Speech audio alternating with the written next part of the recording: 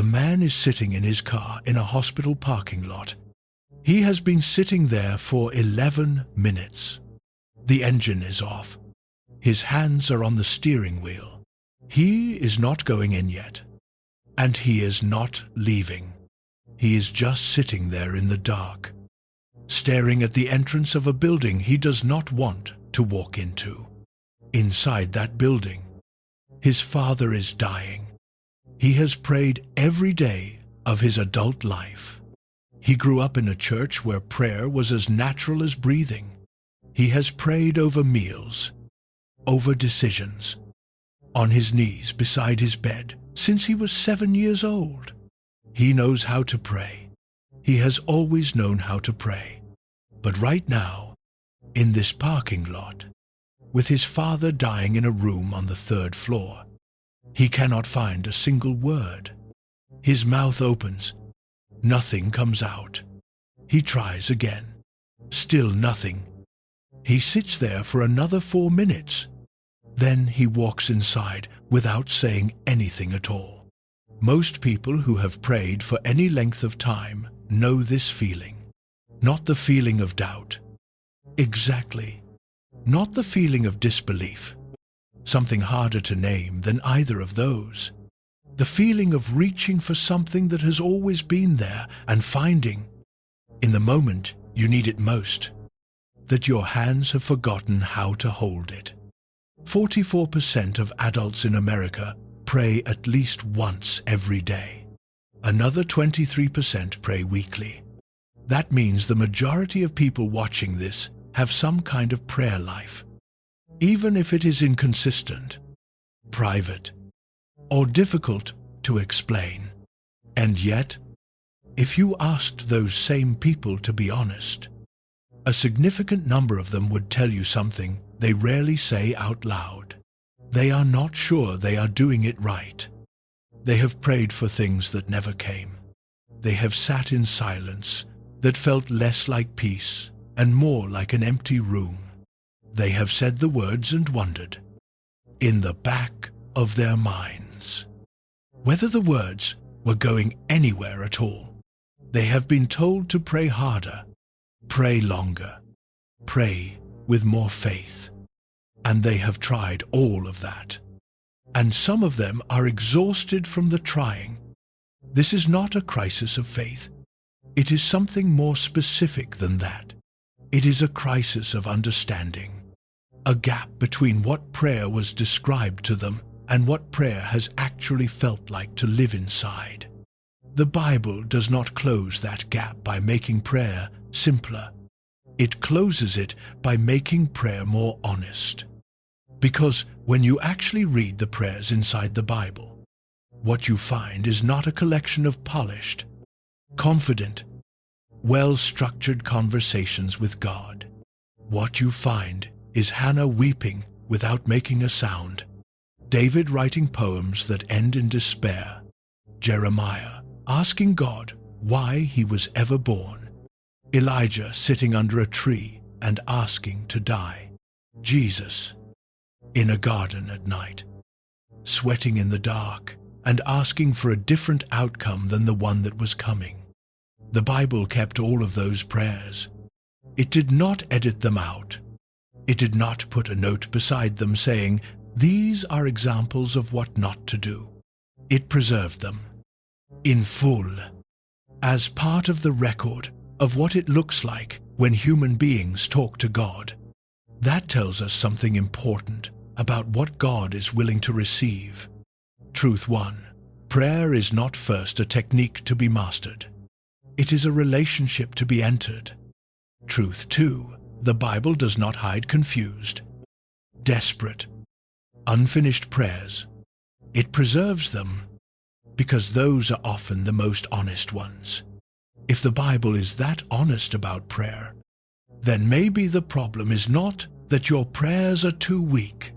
Maybe the problem is that you were taught to expect prayer to be something it never promised to be. And that changes everything about how we need to look at it. Because the man in the parking lot, the one who walked inside without finding a single word, was not failing at prayer that night. He was standing at the place where most people's real prayer life actually begins. Not in a church, not with the right words, in a parking lot, in the dark, with nothing to say and nowhere else to go. That is where this starts. There is a woman standing in the entrance of the tabernacle at Shiloh. Her name is Hannah. She has made this trip before. Every year, her family travels to Shiloh to worship. And every year, Hannah stands in this same place, wanting the same thing, leaving with the same empty hands. She wants a child. She has been unable to have one. In the ancient world, this is not just a personal grief. It defines how she is seen, how she is valued, what her life is understood to mean. And to make it worse, her husband has a second wife named Peninnah, who has children and who uses that fact against Hannah, year after year, in the particular way that only someone living in the same house can. So Hannah walks into the tabernacle at Shiloh, and she prays. But here is what her prayer looks like. No sound comes out. The text says she was praying in her heart. Her lips were moving, but her voice was not heard. She was not speaking. She was not performing. She was not reciting. She was standing before God in a grief so deep it had moved past language entirely, expressing itself in silence and movement and tears, and nothing else. Eli, the priest, was sitting nearby. He watched her for a moment and came to a reasonable conclusion. He assumed she was drunk. He told her to put away her wine. Hannah answered him. She said she was not drunk.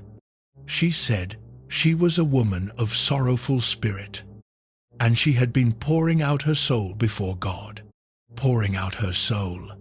That is the phrase she used to describe what she was doing.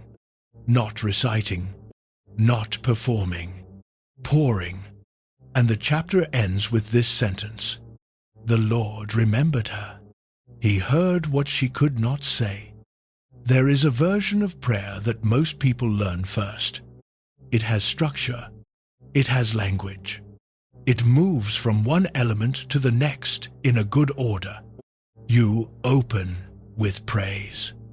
You confess. You give thanks. You bring your requests. You close. It is a good structure. There is nothing wrong with it. But that structure can quietly suggest something that is not true. It can suggest that prayer requires a certain level of coherence to be received, that God is listening for properly formed sentences, that the value of what you bring is connected to how well you express it. Hannah did not have coherent sentences that day. She had a broken heart and a moving mouth, and the Lord remembered her. Centuries later, a man named Paul is writing to a group of people in Rome, and he addresses this directly. He does not address it as a teacher correcting a mistake. He addresses it as someone reporting a fact about how things actually work. He writes that we do not know what we ought to pray for. Not some of us. We, including himself, including everyone, we do not know. And in those moments of not knowing, he says, the Spirit himself intercedes for us with groanings that words cannot express. Groanings that words cannot express. Paul is not describing the prayer of someone who has failed to prepare. He is describing a kind of prayer that exists specifically in the space where language breaks down, where the situation is too large for vocabulary, where what you are carrying is more than sentences can hold. And he says that is where the Spirit steps in. Not to wait until you have the right words, to intercede with you and through you. In the absence of them, this is one of the most quietly significant things in the entire New Testament, because it means that the moments when prayer feels most impossible, the moments when you sit in a hospital hallway or a kitchen floor or a car in the dark and cannot find a single word, those moments are not the moments when prayer breaks down. They may be the moments when something more honest than your usual prayer is finally happening. Truth 3. God is not waiting for polished language. He is listening for a turned heart. The distinction matters because most people who feel like they cannot pray well are actually measuring the wrong thing. They are measuring their vocabulary. They are grading their structure. They are comparing how they sound to how they think they should sound, and finding themselves lacking, and concluding from that gap that they are not really praying at all. But Hannah was not graded on vocabulary. She was heard because of where her heart was pointed. She was standing before God, not performing for Eli. She was bringing her actual self to the actual presence of God, without any layer of presentation in between. That, it turns out, is the thing that counts. There is another moment worth looking at, not in the tabernacle, but in the wilderness. Jesus is in the habit, throughout all 4 Gospels, of going away alone to pray. But there is a specific detail in the Gospel of Mark that appears almost as a footnote and carries more weight than it first seems. It says that very early in the morning, while it was still dark, Jesus got up and went to a solitary place and prayed there. While it was still dark, he had spent the night before healing people in Capernaum. The crowds had gathered. The sick had been brought to the door. It had been, by any measure, a significant evening. And before the city woke up, before the disciples opened their eyes, Jesus was gone, alone, in the dark. Before a single word of that day had been spoken, no one recorded what he said in those moments. We do not have a transcript. What we have is the image. A man alone before dawn in a quiet place, in the presence of his Father. Before the noise of the day began, that image is its own kind of instruction. Truth 4. Silence, when it is oriented toward God, is not the absence of prayer. It is one of prayer's oldest forms. There is a difference between silence that is empty and silence that is directed. Empty silence is just quiet. Directed silence is posture. It is the turning of attention towards something beyond the self, without requiring words to make the turning real. Jesus practiced it before dawn. Hannah practiced it in the tabernacle, without meaning to, because her grief had removed every other option. And what the Bible records in both cases is not the content of the prayer. It records the response of God. Hannah receives what she asked for. Jesus returns from his early morning hours with clarity about where he is going next. The prayer that cannot find words is not outside God's reach. It is, in a way that is hard to fully explain, sometimes the one he hears most clearly. So far, prayer has not become easier. It has only become more honest. And that, it turns out, is exactly the direction it needs to go. Mount Carmel. There are 450 prophets of Baal on one side. There is one man named Elijah on the other, and they have agreed on a test. 2 bulls, 2 altars, 2 piles of wood, no fire. Each side will call on their God, and whichever God answers with fire from the sky, that is the real one. The prophets of Baal go first. They begin in the morning. They call out to Baal. They dance around the altar. They shout louder. By midday, nothing has happened. And Elijah, who is watching all of this from nearby, begins to say things that are not particularly kind. He suggests that maybe Baal is busy. Maybe he is traveling. Maybe he is asleep and needs to be woken up. The text actually records this. Elijah says these things out loud, in front of everyone. So the prophets of Baal shout louder. They cut themselves with swords and spears, as was their custom, until their blood flowed. They kept this up all afternoon, until the time of the evening sacrifice. Nothing happened. No voice. No response. No one paid attention. Then Elijah steps forward. He does not shout. He does not escalate. He does something that looks, on the surface, like the opposite of what you would do if you were trying to win a fire-starting contest. He digs a trench around his altar. He arranges the wood and the bull. And then he tells the people standing there to fill 4 large jars with water and pour them over the offering and the wood. They do it. Then he tells them to do it again. Then a third time. The water runs down around the altar and fills the trench. And then Elijah prays. The prayer takes about 30 seconds to read. It is not long. It is not loud. It does not build to a crescendo. He simply asks God to answer so that the people will know who God is and know that Elijah is his servant. Fire falls.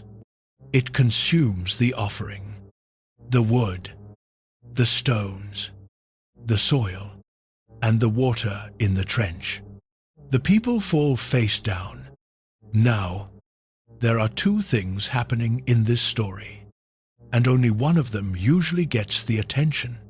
The fire is the part everyone talks about.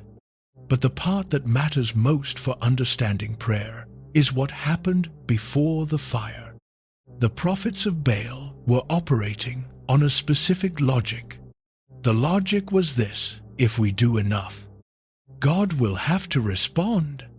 If we are loud enough, long enough, intense enough, if we give enough of ourselves physically and emotionally, the mechanism will activate. Prayer, in this framework, is a series of inputs that produce a required output. Get the inputs right, and the output follows. Elijah poured water on the altar. That is not the behavior of someone trying to optimize conditions for a miracle. That is the behavior of someone who already knows the fire is not coming because of conditions. Elijah was not creating leverage. He was removing any possible explanation other than God. The difference between those 2 postures is the difference between 2 entirely different understandings of what prayer is. One treats prayer as a mechanism, a system where the right combination of elements produces the desired result. The other treats prayer as a conversation with a person who acts according to his own nature and his own purposes, not according to whether you found the right formula. The Bible is very clear about which one is real. Now, this is a point that requires care, because there are real practices in prayer that involve repetition, that involve intensity, that involve physical posture and fasting and persisting over long periods of time. Jesus teaches his disciples to persist in prayer. He tells a parable about a woman who keeps coming back to a judge until she gets justice, and he holds her up as an example. Persistence in prayer is a genuinely biblical concept, but there is a line between persistence and manipulation, and the line runs right through the heart's motivation. Persistence says, I keep coming back because I trust the God I am talking to, and I will not stop until he answers. Manipulation says, I keep escalating because if I find the right combination, I can produce the outcome I want. The first one is faith. The second one is, in a very real sense, the logic of the prophets of Baal. And here is where the honesty must cut both ways. Even good practices can be distorted when the heart begins to treat them as leverage. Praying in Jesus' name, fasting, worshipping, holding to Scripture. These are genuinely good gifts. Every one of them has its place in a life of prayer. But no gift remains healthy when it is turned into a handle for controlling God. The moment the practice becomes the mechanism, something has shifted. Not in the practice itself, but in the posture behind it. Jesus addresses this directly in the Sermon on the Mount. He tells his listeners not to heap up empty phrases when they pray, thinking they will be heard for their many words. He says their Father already knows what they need before they ask. That sentence should stop us for a moment. If the Father already knows what we need before we ask, then the purpose of asking is not to inform him. It is not to remind him. It is not to persuade him with enough words or enough sincerity. The asking is for something else entirely. The asking is relational. It is the act of bringing yourself, your need, your trust, into the presence of someone who already knows and already cares and is already at work. That reframes the entire conversation. Truth 5. Prayer is not powerful because of the formula. It is powerful because of the God who hears it. Truth 6. The problem is not repetition. The problem is using prayer as a mechanism to produce outcomes rather than a relationship to be honest inside.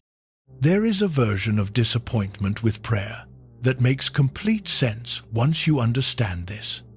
It is the disappointment of someone who was, without knowing it, operating on the machine model, who believed, somewhere beneath their conscious theology, that if they did enough right things in the right order, God would respond in the way they needed. And then he did not.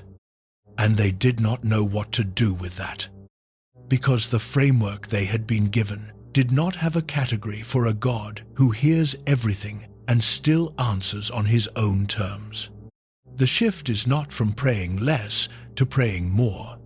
The shift is in what prayer actually is. Elijah did not pour water on the altar because he had found a better technique. He poured water on the altar because he was not interested in technique. He was interested in God. The fire did not come because Elijah found the right formula.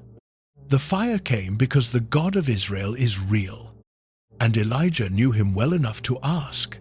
That is where prayer starts to open up into something more than a transaction. But before we go further, there is still a deeper question underneath all of it. When you close your eyes and pray, who exactly do you think you are talking to?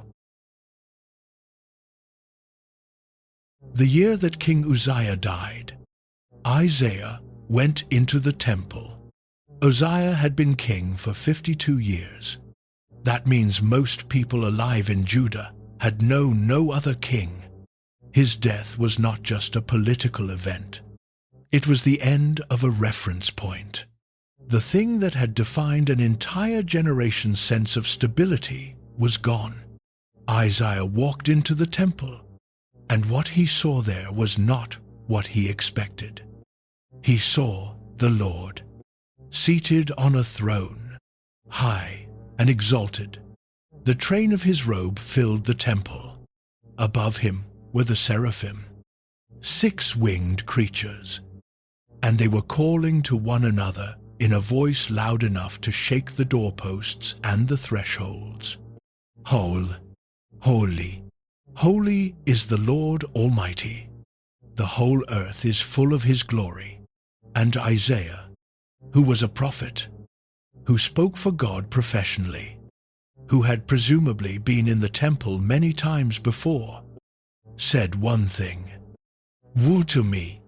I am ruined. I am a man of unclean lips, and I live among a people of unclean lips, and my eyes have seen the King, the Lord Almighty." Not a prayer request, not a petition, not a list of things he needed, just the immediate, instinctive recognition that what he was standing before was different in kind from anything he had encountered before. A seraph flew to him with a live coal from the altar, touched his lips, said his guilt was taken away, his sin atoned for. And then God said, "Whom shall I send? And who will go for us?" And Isaiah said, "Here am I. Send me." The whole exchange runs about 8 verses, but the sequence of it matters enormously. Isaiah did not arrive with a plan. He did not arrive with a request. He arrived and encountered the actual presence of God. And that encounter reordered everything else. His understanding of himself, his understanding of what he was being asked to do and why. The encounter with who God actually is came first. Everything else followed from that. Here is why that matters for prayer.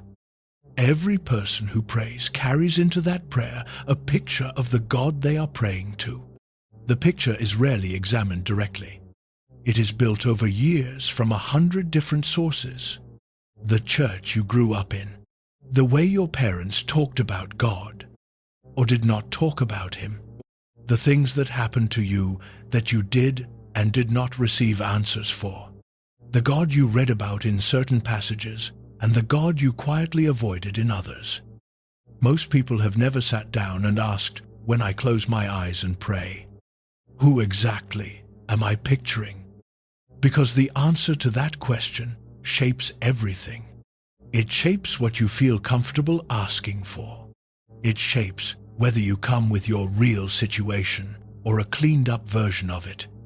It shapes whether you expect to be heard or whether you are mostly hoping you will not be ignored. Think about what happens when the picture is off.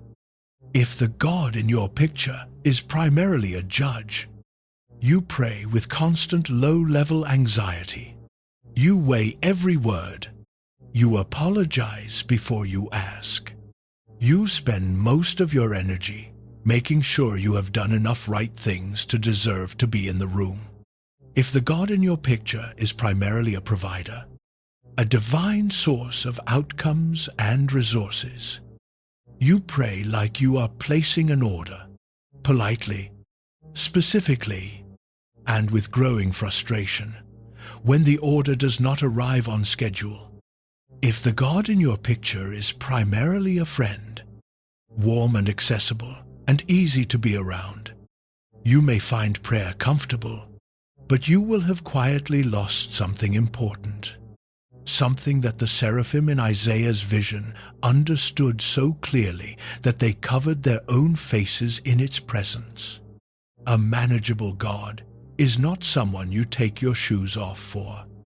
And a manageable God cannot actually address the things that are too large for you to manage, because he has been sized down to fit inside the category of things you already understand.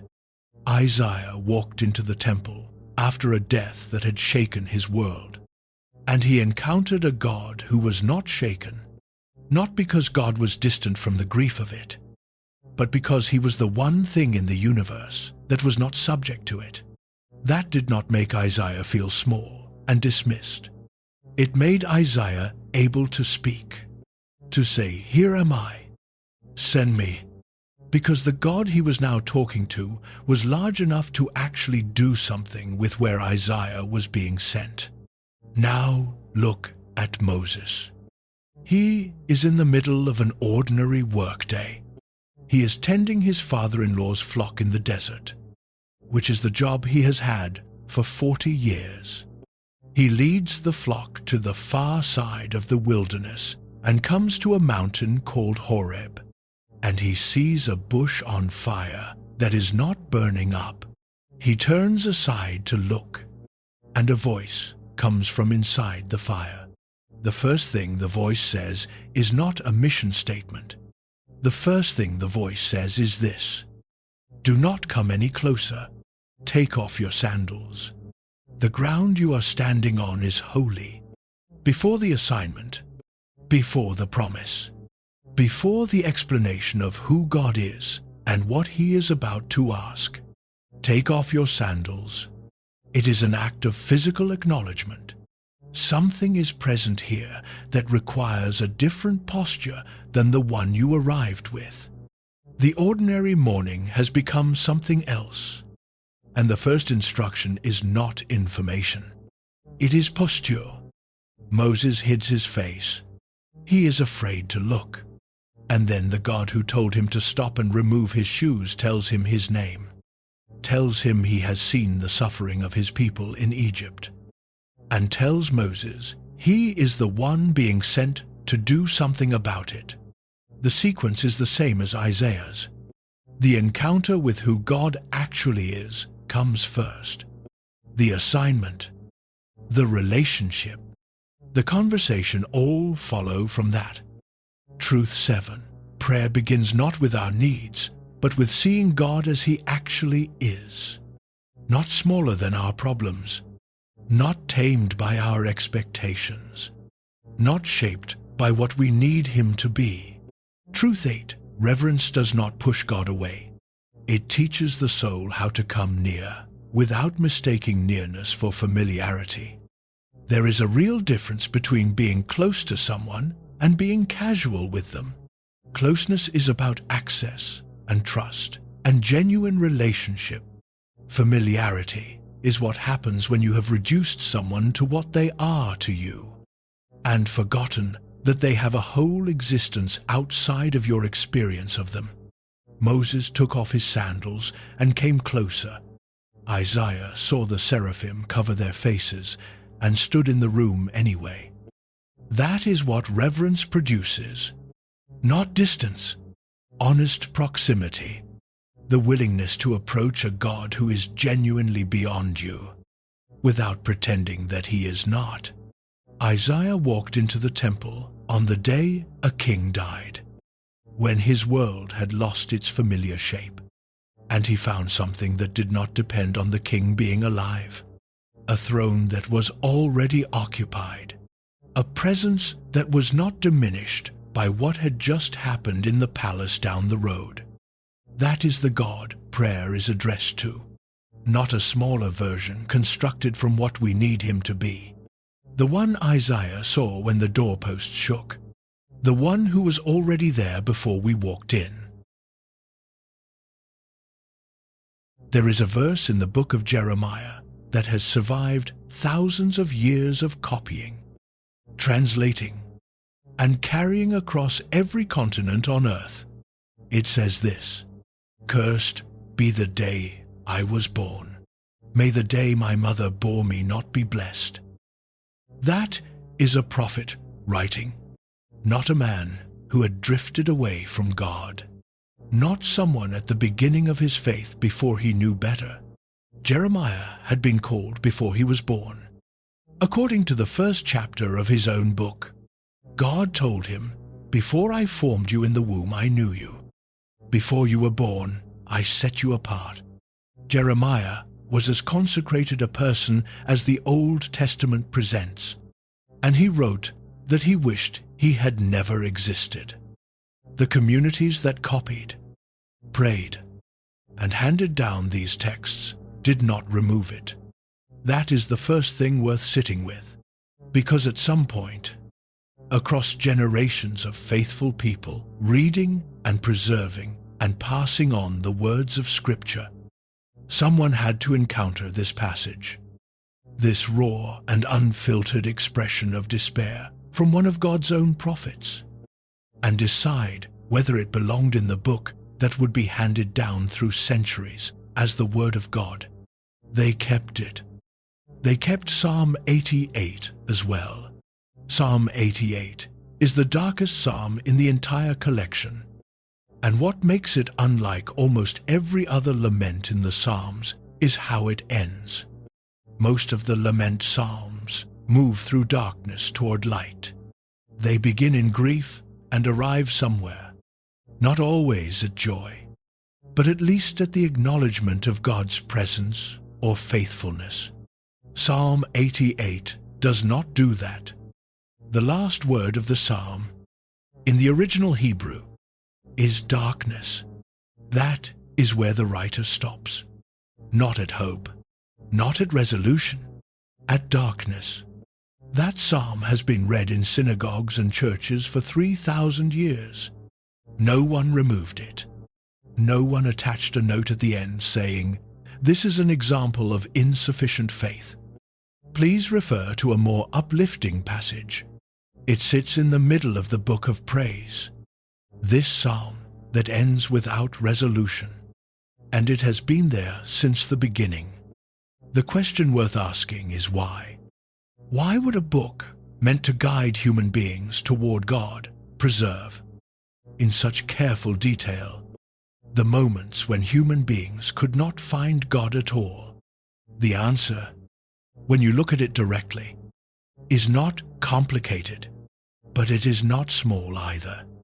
The Bible keeps these prayers because these prayers are true. They are true to what human experience actually looks like when it is under real pressure. And a God who only receives the cleaned-up version of a person is not actually receiving the person. He is receiving a performance. The prayers that end in darkness, the ones that include accusations and demands for explanation, are not in the Bible despite being honest. They are in the Bible because they are honest. Now look at what happens with Elijah. This is the same Elijah from Mount Carmel, the man who poured water on the altar and called down fire from heaven and watched 450 prophets of Baal exposed as frauds in a single afternoon. If there is anyone in the Old Testament who should be walking in confidence after a moment like that, it is this man. A few verses after the fire falls, Elijah is running for his life. The queen has decided she is going to kill him. He runs a full day's journey into the wilderness. He sits down under a juniper tree, and he says to God, "I have had enough. Lord, take my life. I am no better than my ancestors." He falls asleep under the tree. Not in prayer, not in worship. He collapses into sleep, alone in the wilderness. After asking God to end his life, an angel wakes him up, not with a rebuke, not with a correction of his theology. The angel touches him and says, "Get up and eat, because the journey is too much for you." There is food and water beside him. He eats. He sleeps again. The angel comes back and says the same thing. "Get up and eat. The journey is too much for you."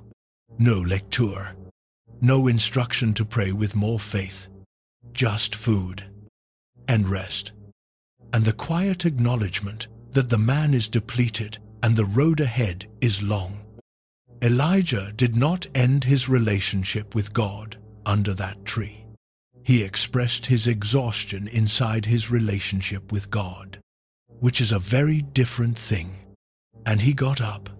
He walked 40 days to the mountain of God and had a conversation with God that was, by any measure, remarkably direct.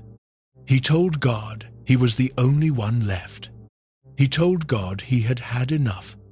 And God, rather than correcting him, gave him a direction and a companion for the road ahead. The prayers under the juniper tree and the words of Jeremiah in his worst moments did not close the door. They were spoken through an open door, by people who were broken enough to stop pretending and honest enough to say so. This is the thing that lament in the Bible actually teaches. Not that despair is the goal, Not that darkness is where you are supposed to stay, but that darkness can be brought before God instead of hidden from Him. That the door to prayer does not require you to clean yourself up before you walk through it. Truth 9. God can receive prayers that sound wounded. The Psalms are not just songs of praise. They are the full record of what human beings bring to God when they are telling the truth.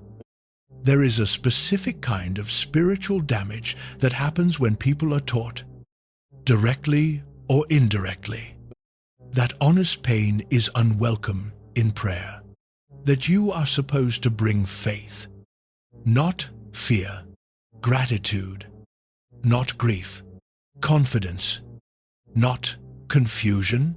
What happens is that people learn to perform. They learn to say the words that sound right. They learn to end their prayers in a place of resolution, even when they have not arrived at one. They learn to present God with the acceptable version of themselves rather than the actual version. And, over time, that gap between what they are bringing to God and what they are actually feeling creates a kind of quiet exhaustion. Prayer becomes labor. It requires maintenance. It requires keeping up the performance. Jeremiah did not perform. The writer of Psalm 88 stopped writing when the darkness did not lift and left it there, unresolved, because that was the truth of where he was. And the faithful communities who carried those words across 3,000 years kept all of it. Truth 10. Lament is not the opposite of faith. It is faith refusing to pretend. It is pain brought into the presence of God instead of hidden from Him, which is, in its own way, one of the most trusting things a person can do. There is something worth noting about what happened after Jeremiah's darkest words. He kept writing. He kept prophesying. He kept showing up.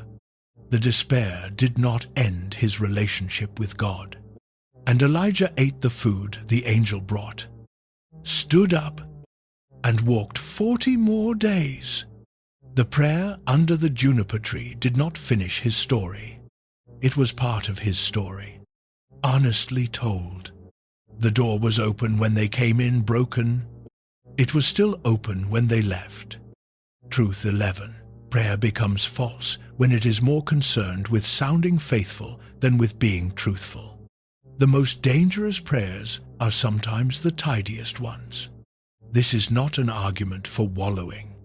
Lament in the Bible always exists within a relationship. The writer of Psalm 88 stopped at darkness, but he was still addressing God when he stopped. He did not walk away. He sat in the dark room and stayed in the conversation. That is the point. Not to make the darkness the destination, but to stop making the door so clean and so polished and so well lit that people who are carrying real darkness cannot find their way through it. The Bible left the door wide open. It left Jeremiah's curse. It left Psalm 88's unresolved ending. It left Elijah under the tree, because the God on the other side of that door is large enough to receive what is actually there. And He would rather have the real thing than a performance. The king of Israel is not at war. That detail matters. The text says it was the time when kings go off to war, and David had sent his commanders and his army to fight. But David himself stayed behind in Jerusalem. He was where he was not supposed to be, doing what kings were not supposed to do, which was nothing in particular. One evening he got up from his bed and walked around on the roof of the palace, and from the roof he saw a woman bathing. She was very beautiful. He sent someone to find out who she was. The name that came back was Bathsheba, the wife of Uriah the Hittite. The text gives David the verbs of action in what follows.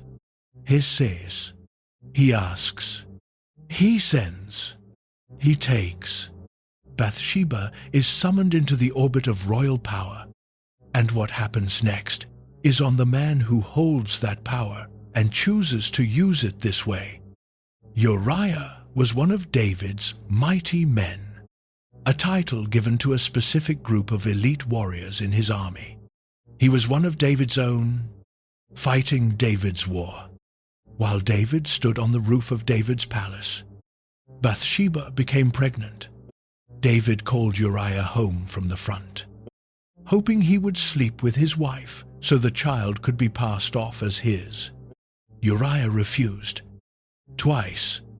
He said he could not go home and eat and drink and sleep with his wife while his fellow soldiers were camped in open fields. It is one of the most quietly honorable moments in the entire narrative, and it is spoken to the man who is trying to use it against him. David sent Uriah back to the front with a letter to the commander. The letter instructed the commander to put Uriah in the most dangerous position in the battle and then withdraw from him so he would be killed. Uriah carried his own death warrant back to the front. He died. David married Bathsheba, and then the text says something short and devastating. But the thing David had done displeased the Lord. After that sentence, David goes silent. There is no prayer recorded, no confession, no psalm written in the immediate aftermath. Months pass. Bathsheba gives birth to a son, and David says nothing to God about any of it. Psalm 32, which many scholars believe David wrote about this period, describes what those months of silence felt like from the inside. When I kept silent, my bones wasted away through my groaning all day long. Day and night your hand was heavy on me. My strength was sapped as in the heat of summer. He was not at peace. He was not functioning as if nothing had happened. He was carrying the weight of it in his body, in his sleep, in his days. The silence was not comfortable silence. It was the silence of a man holding something he could not put down and would not put down and was being slowly broken by. God sent a prophet named Nathan to David. Nathan did not walk in and deliver a direct accusation. He told David a story. A rich man with many sheep and cattle, a poor man with one little ewe lamb that he had raised from birth, that ate from his table and drank from his cup and slept in his arms. A traveler came to the rich man, and instead of taking from his own flock to feed the guest, the rich man took the poor man's lamb. David listened to the story, and his anger burned. He said, "The man who did this deserves to die." Nathan said 4 words. "You are the man." And something in David that had been sealed for months cracked open. He said, "I have sinned against the Lord. Not I made a mistake. Not I understand how this looks. Not the situation was more complicated than it appears." 5 words. "I have sinned against the Lord." Nathan said, "The Lord has taken away your sin. You are not going to die." But there were consequences. The child that was born became sick. David fasted and lay on the ground and pleaded with God for 7 days. The child died on the 7th day. When David got up from the ground, his servants were afraid to tell him. They thought he might harm himself. But David asked them directly, "Is the child dead?" They said yes. David got up, washed, put on fresh clothes, went to the house of the Lord and worshipped. Then he went home and ate. His servants were confused. They asked him why. "You fasted and wept when the child was alive. And now that the child is dead, you get up and eat." David said, "While the child was still alive, I fasted and wept. I thought, who knows? The Lord may be gracious to me and let the child live. But now that he is dead, Why should I go on fasting? Can I bring him back again? I will go to him, but he will not return to me. That answer reveals something about what confession had done inside David. It had not made everything fine. It had not erased the consequences. The child was still dead. The weight of what David had done was still real, but he had stopped hiding, and having stopped hiding, he could grieve without being destroyed by it. He could get up and eat and keep living, not because the grief was gone, but because the hiding was. Psalm 51 is the prayer David wrote in response to Nathan's confrontation. It is one of the most studied prayers in the history of the world, and it does not begin with self-justification or explanation or a detailed accounting of the circumstances. It begins with this: "Have mercy on me, O God, according to your unfailing love, according to your great compassion, blot out my transgressions." He does not appeal to his record. He does not list the good things he has done that might offset what he has done wrong. He appeals to the character of God, your unfailing love, your great compassion, not my record, but your character. Then he says something that catches many people off guard. Against you, you only, have I sinned. Only. What about Bathsheba? What about Uriah? David sinned against real people in devastating ways. How can he say only against God? What David is recognizing is the nature of the offense at its deepest level. Every act that wrongs another person is also, at its foundation, a departure from the God in whose image that person is made. The sin against Uriah and Bathsheba was real, and its consequences were permanent. But beneath that sin was a prior defection, a turning away from the God who had given David everything, a decision to take what was not his from someone who had nothing else. The deepest wound of the sin was not horizontal, it was vertical, and that is the wound David is addressing. Truth 12. Confession is not giving God information he does not have. It is the moment a person stops defending themselves in his presence. It is the end of hiding. God already knew what David had done. He knew before Nathan arrived. He knew before Uriah's letter was written. He knew while David was standing on the roof. The confession did not inform God of anything he was missing. What it did was change the posture of the person confessing. It ended the performance. It stopped the pretending. It allowed David to be seen, fully, without the disguise. And the thing that followed that full exposure was not destruction. It was mercy. Truth 13. The shortest honest prayer can carry more weight than the longest religious performance. I have sinned against the Lord, spoken across 5 words, reached further than months of carefully managed silence. Jesus tells a story in the Gospel of Luke that makes the same point from a different angle. 2 men go up to the temple to pray. One is a Pharisee.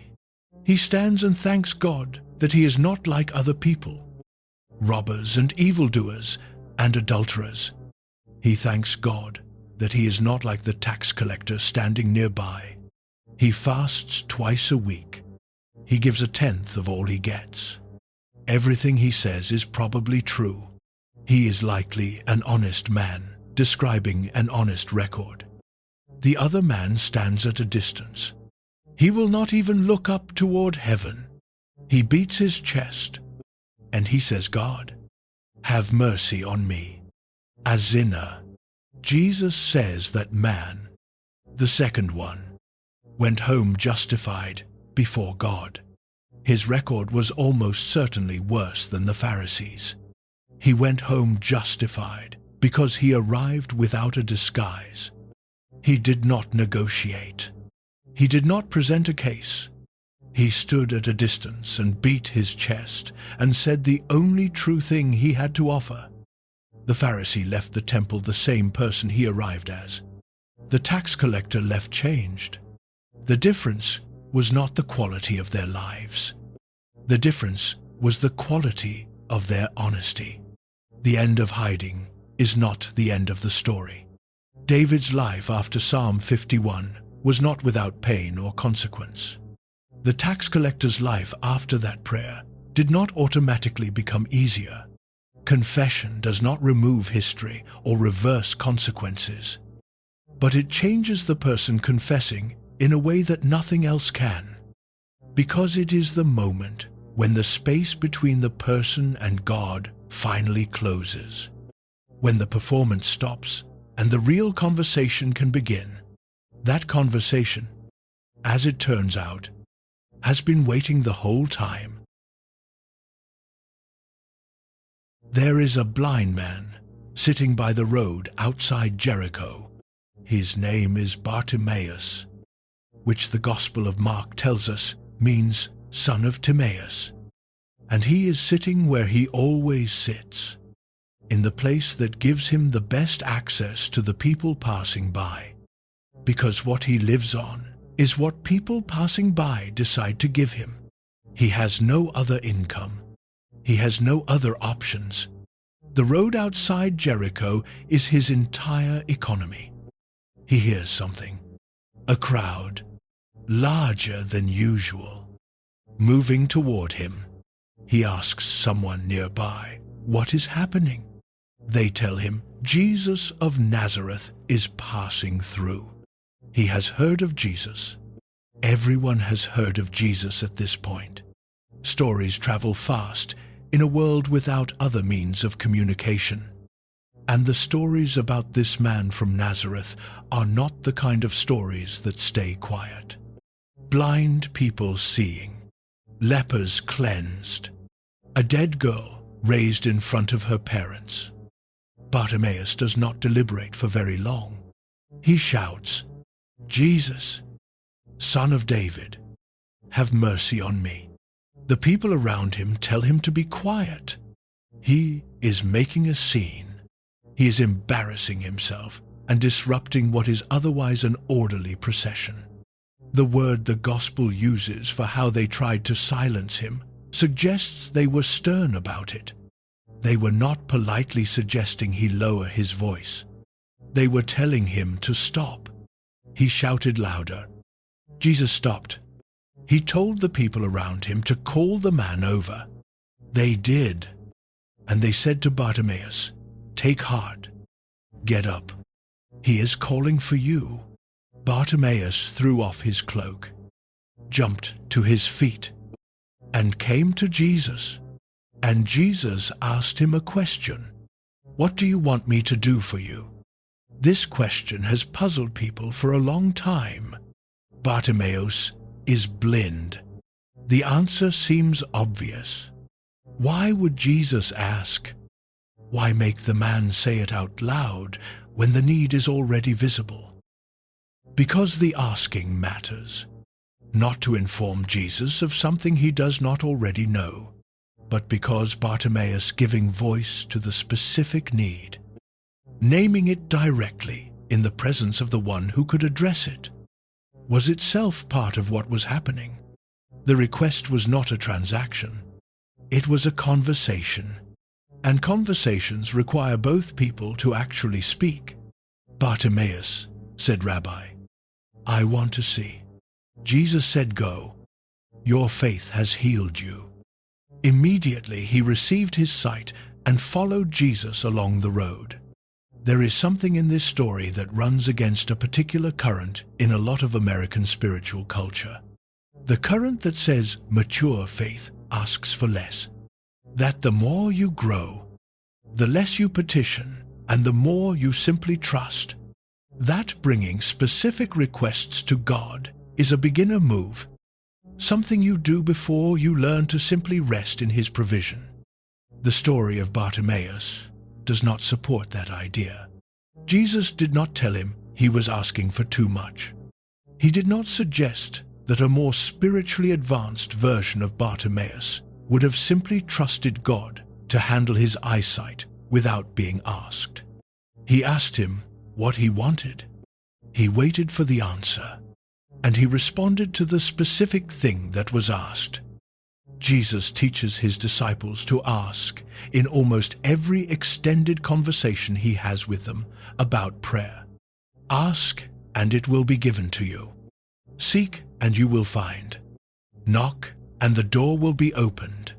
He uses the present tense in the original Greek, which carries a continuous quality. Keep asking, keep seeking, keep knocking. It is not a one-time action, but a sustained posture. And then he puts a picture around it that is so simple it is almost startling. Which of you, if your son asks for bread, will give him a stone? If your son asks for a fish, will you give him a snake? If you, who are imperfect in every way that human beings are imperfect, know how to give good gifts to your children, how much more will your Father in heaven give good gifts to those who ask him? The logic moves from the smaller to the larger, from the human Father to the divine one, from the imperfect to the perfect. The point is not that God will give you exactly what you ask for, in exactly the form you imagined. The point is that asking, in the framework Jesus is describing, fits the relationship. It is what you do when you are genuinely connected to someone who has the capacity to help. A child who needs bread does not feel like asking their father is a sign of weakness. It is not a mark of immaturity that the child cannot produce bread independently. The child is a child. The father is the father. The asking is built into the relationship. Give us this day our daily bread. That is the phrase Jesus puts inside the prayer he teaches his disciples. Not give us enough bread for the year so we do not have to keep asking. Give us today's bread. Come back tomorrow with the same request. Come back the day after. Maintain the daily posture of asking, of acknowledging that the bread you eat did not originate with you and will not sustain itself through you. In the ancient world, this prayer had weight that is easy to miss today. For most people in first-century Palestine, the food supply was not guaranteed. There was no refrigerator. There was no grocery store. Asking for daily bread was a specific and genuine request from people for whom the answer was not certain. For most people watching this in America today, the bread is already in the house. The physical urgency of the request has been replaced by something more abstract. But the posture it teaches has not changed. The posture is this: I am dependent. Not in theory, not as a theological statement I affirm when asked. Actually, genuinely, daily dependent on a source outside myself for the things I need to live. Truth 14. God does not shame human need. The invitation to ask is built into the prayer Jesus taught, not as a beginner exercise to be outgrown, but as a permanent posture of honest relationship. America runs, in many ways, on the mythology of self-reliance. The self-made person, the one who does not ask for help, because asking for help is a sign of weakness or failure or insufficient preparation. This is a powerful cultural narrative, and it has produced real things of real value. It has also, quietly and consistently, made prayer harder for a lot of people. Because if you have absorbed the message that needing things is a weakness, then walking into prayer with a list of things you need starts to feel like a confession of failure. Like you should have handled this yourself. Like a spiritually mature person would not require so much. But Bartimaeus was not ashamed of what he needed. He shouted it. He shouted it louder when people told him to stop. He threw off his cloak and ran toward the only person who could actually do something about it. And he left the encounter with his sight. The shame around asking is not something Jesus taught. It is something the culture teaches. And the story of Bartimaeus, and the prayer Jesus gave his disciples, and the image of the child asking the Father for bread, all push back against it with the same quiet insistence. Truth 15. Daily dependence is not a sign of spiritual immaturity. It is the honest acknowledgement of what is always true.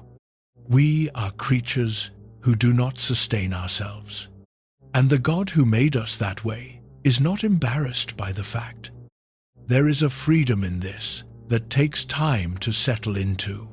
The freedom of not having to pretend that you have it handled. The freedom of walking into prayer with the actual situation instead of the situation you think you should be in by now.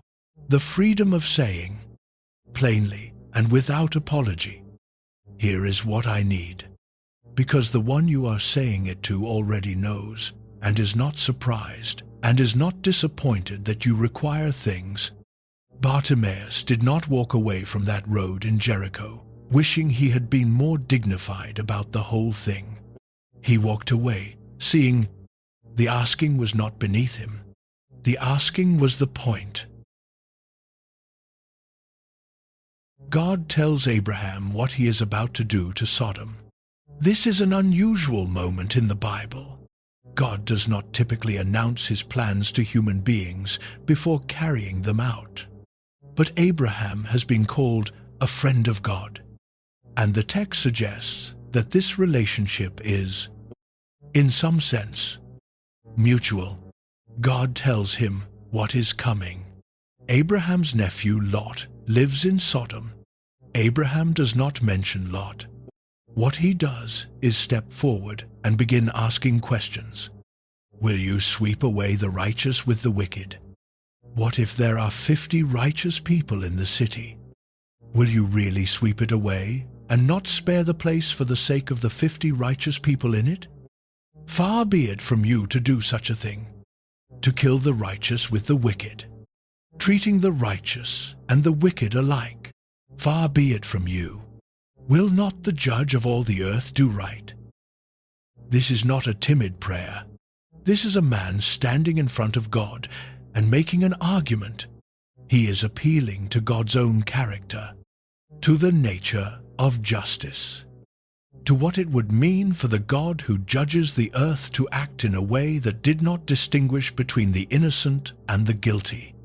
God says, if I find 50 righteous people in Sodom, I will spare the whole place for their sake. Abraham is not finished.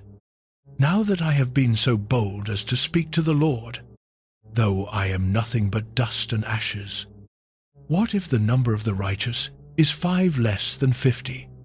Will you destroy the whole city for lack of 5 people? God says he will not destroy it if he finds 45. Abraham keeps going. 40, 30, 20, 10. Each time he prefaces his next request with an acknowledgement that he is pushing, that he knows he is being bold, that he understands the position he is in. He is not casual about it, but he does not stop either. God says, for the sake of 10, I will not destroy it. Abraham stopped asking. This exchange is one of the strangest and most remarkable in the entire Bible. A human being standing in conversation with the God who created everything, negotiating on behalf of a city full of people he does not even name individually, appealing not to his own merit, but to God's own stated character. Intercession, that is the word for what Abraham was doing. Praying on behalf of someone else, standing in the space between God and another person and refusing to simply observe. Moses does something similar, and in some ways more dramatic. He is on the mountain for 40 days receiving the law. Down below, the people have decided he is not coming back. They ask Aaron to make them gods who will go before them. Aaron collects their gold and makes a calf. The people declare it the God who brought them out of Egypt and have a celebration. God tells Moses what is happening, and then he says something extraordinary. Now leave me alone, so that my anger may burn against them and that I may destroy them. Then I will make you into a great nation. God is offering Moses an exit. The people who have complained since the third day in the wilderness, who demanded water and meat, who built a golden calf while Moses was receiving God's own law, could simply be replaced. Moses could be the beginning of something new and unencumbered. Moses does not take the offer. He turns it around and uses it as the basis of an argument. He says, "Lord, why should your anger burn against your people, whom you brought out of Egypt with great power and a mighty hand? Why should the Egyptians say, 'You brought them out with evil intent, to kill them and to wipe them off the face of the earth?' Remember Abraham, Isaac, and Israel, to whom you swore by your own self." He does not defend what the people did. He does not argue that the golden calf was a misunderstanding. He appeals to God's reputation, to God's prior commitments, to the logic of what it would mean for the story of this people to end here in the wilderness. The text says God relented and did not bring on his people the disaster he had threatened. Moses went back down the mountain. He saw the calf. He threw down the stone tablets and broke them. He destroyed the calf, confronted Aaron, and then he went back up the mountain. And he said this, "Oh, what a great sin these people have committed. They have made themselves gods of gold. But now, please forgive their sin. And if not, then blot me out of the book you have written. Blot me out." Moses is not making a bargain. He is expressing something about where he stands in relation to these people. He will not take the exit. He will not walk into the new future that was offered to him and leave them behind. If they are erased, erase him with them. He is bound to them in a way that has nothing to do with how they have treated him, and everything to do with the God who gave them to him. Writing from prison to the believers in Philippi, Paul describes something that costs him in the same way. He writes that he remembers them constantly in his prayers, with joy. He writes to Timothy that he prays for him night and day, with tears. He writes to the Romans that he has great sorrow and unceasing anguish in his heart for his own people, and that he could wish himself cut off from Christ for their sake, if that would help them. Could wish himself cut off for their sake. This is not a polite addition at the end of a letter. Paul is describing something that is actively costing him, something that does not resolve. Intercession, in Paul's experience, is not a spiritual practice that brings immediate peace. It is the act of taking another person's need and holding it before God with everything you have, for as long as it takes. Truth 16. Intercession is love, refusing to remain passive. It is the act of taking another person's name, their face, in their situation, and carrying it into the presence of God when they cannot carry it themselves, or when they do not know they need someone to. There is a particular loneliness that belongs to the intercessor. Abraham stood before God after the conversation ended and went back to where he had been standing. He could not go with the angels to Sodom. He could only do what he had done and trust the outcome to the God whose character he had appealed to. Moses came down the mountain and had to lead the people who had just broken the covenant he had spent 40 days receiving. He had to do it without ever telling them what he had said on the mountain on their behalf. The intercession was invisible to the people it was for. Paul prayed for churches he could not visit. He carried the names and faces of communities across the Mediterranean in prayers those communities would never fully know. Intercession is largely invisible work. The people you pray for usually do not know the depth of what you are carrying for them. You do not get credit for the times you stand in the gap between someone's need and God's attention and refuse to move until something shifts. But Abraham's conversation with God produced something. Lot got out of Sodom. Moses' intercession produced something. The people were not destroyed in the wilderness. Paul's prayers for his churches produced something, though he would not always live to see what. Truth 17. To pray for another person is not to become their savior. It is to bring them before the one who is. The intercessor holds the person, not the outcome. The outcome belongs to God.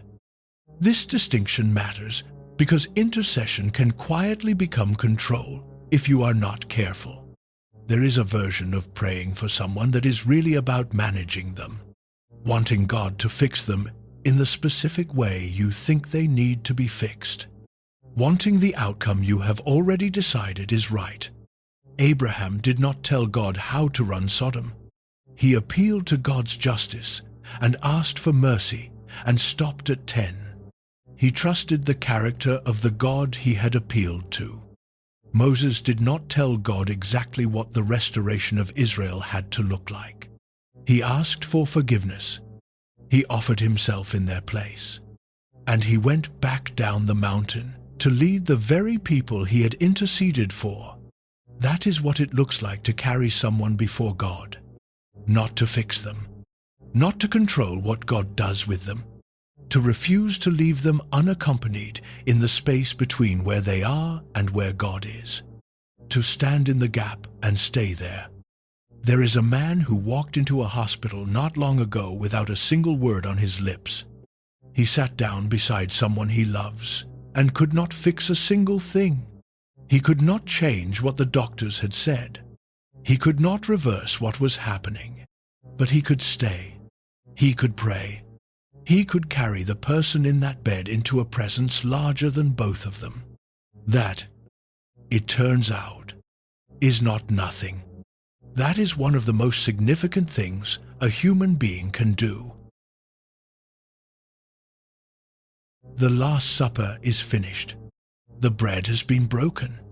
The cup has been passed. Judas left the table early, and the 11 who remain do not fully understand why. Though they will understand before morning. Jesus has washed their feet. He has told them he is going somewhere they cannot follow. Not yet. He has told them not to let their hearts be troubled. And now the meal is over and they are leaving. They walk out of the upper room, down through the streets of Jerusalem, through the city gate, across the Kidron Valley.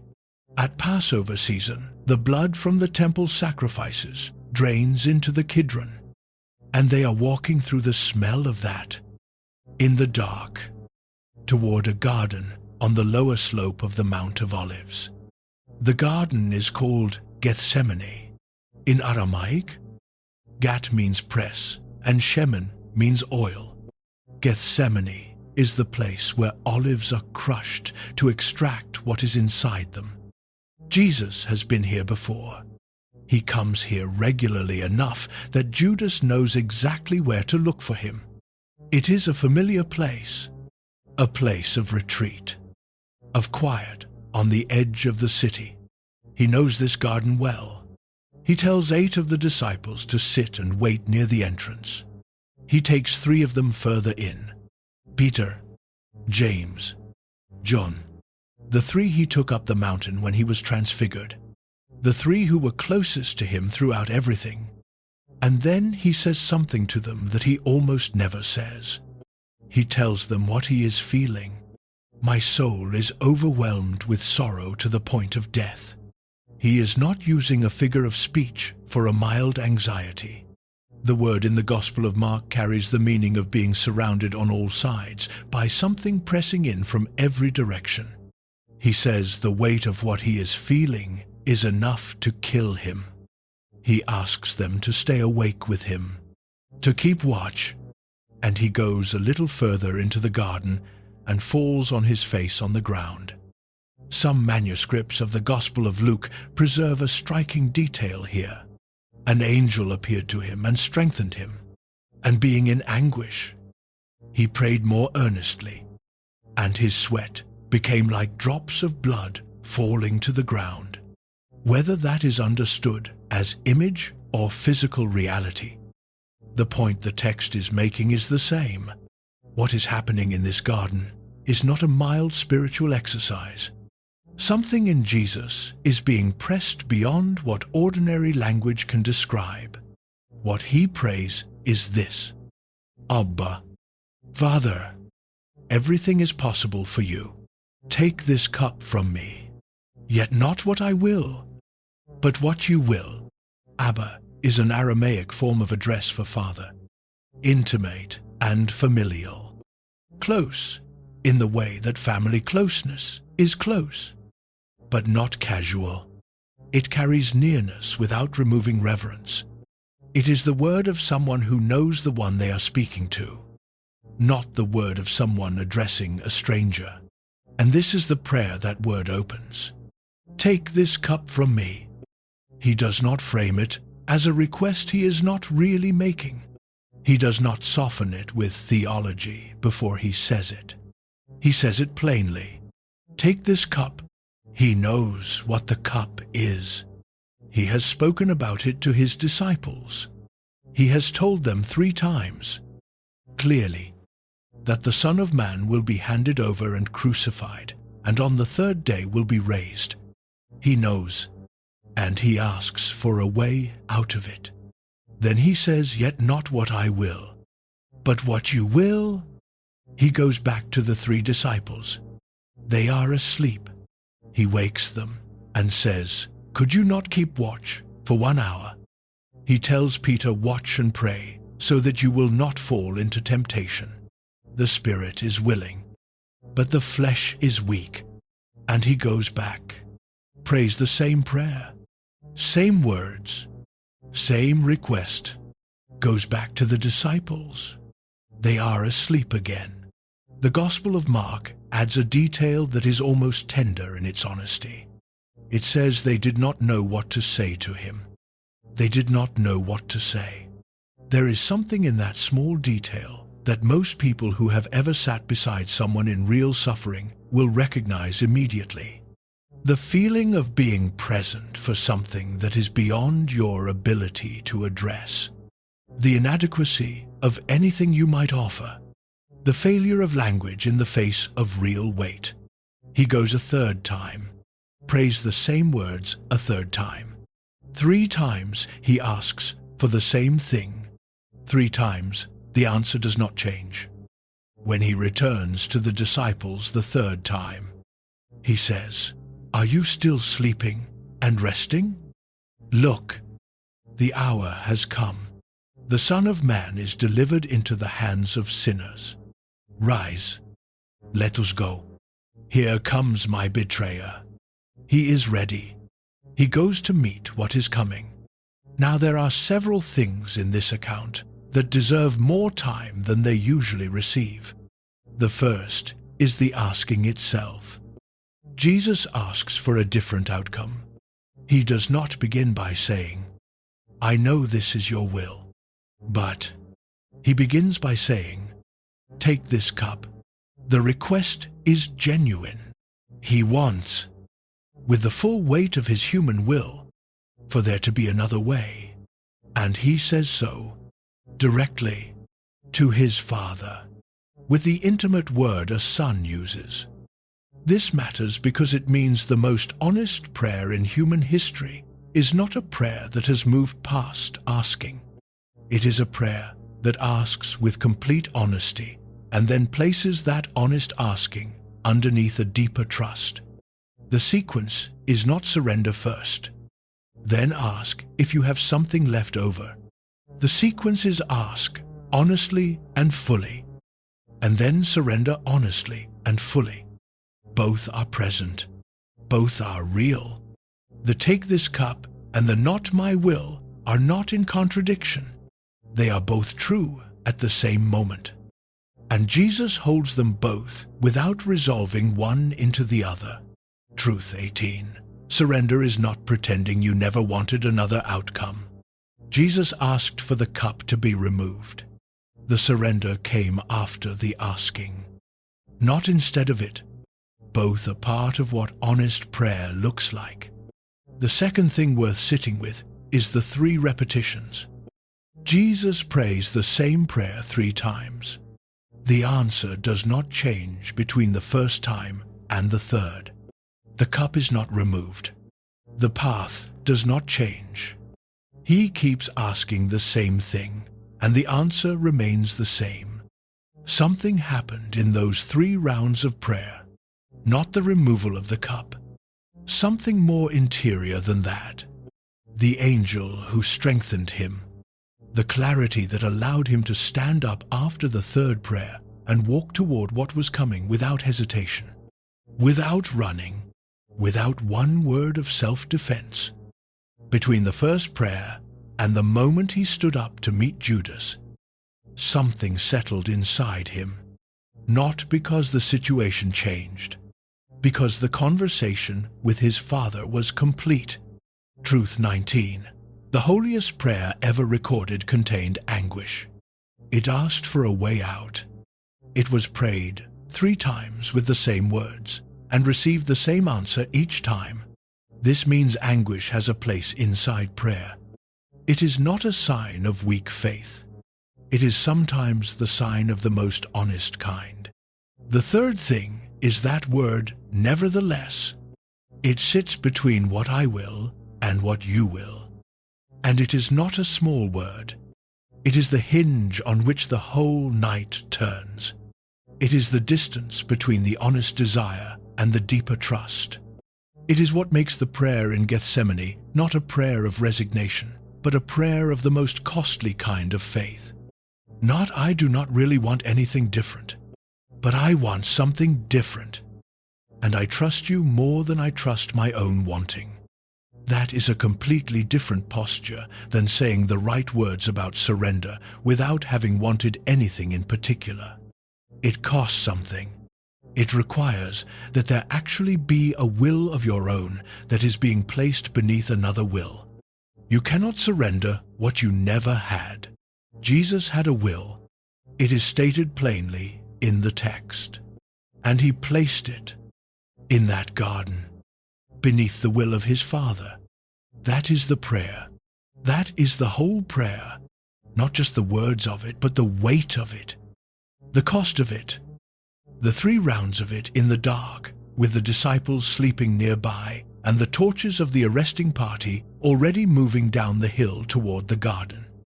Truth 20. Prayer does not always remove the cup. Sometimes it gives the strength to drink it, and sometimes in ways that cannot be fully explained from the inside. That is the greater answer. Not the removal of what is hard, but the presence of the one who walks through it with you. The garden empties. The torches disappear down the hill toward the city. The disciples have scattered. The place where an hour ago there was anguish and prayer and sleeping men and an angel is now quiet. Gethsemane, the oil press, the place where what is inside is extracted under pressure. Jesus prayed in the oil press and asked for a different outcome and was given the strength to accept this one. And from that strength, he walked into the most significant sequence of events in human history without running, without hiding, without one word of self-defense. That is what the most complete act of surrender in the Bible actually looked like. Not peace that came easily, not a heart that never wanted otherwise.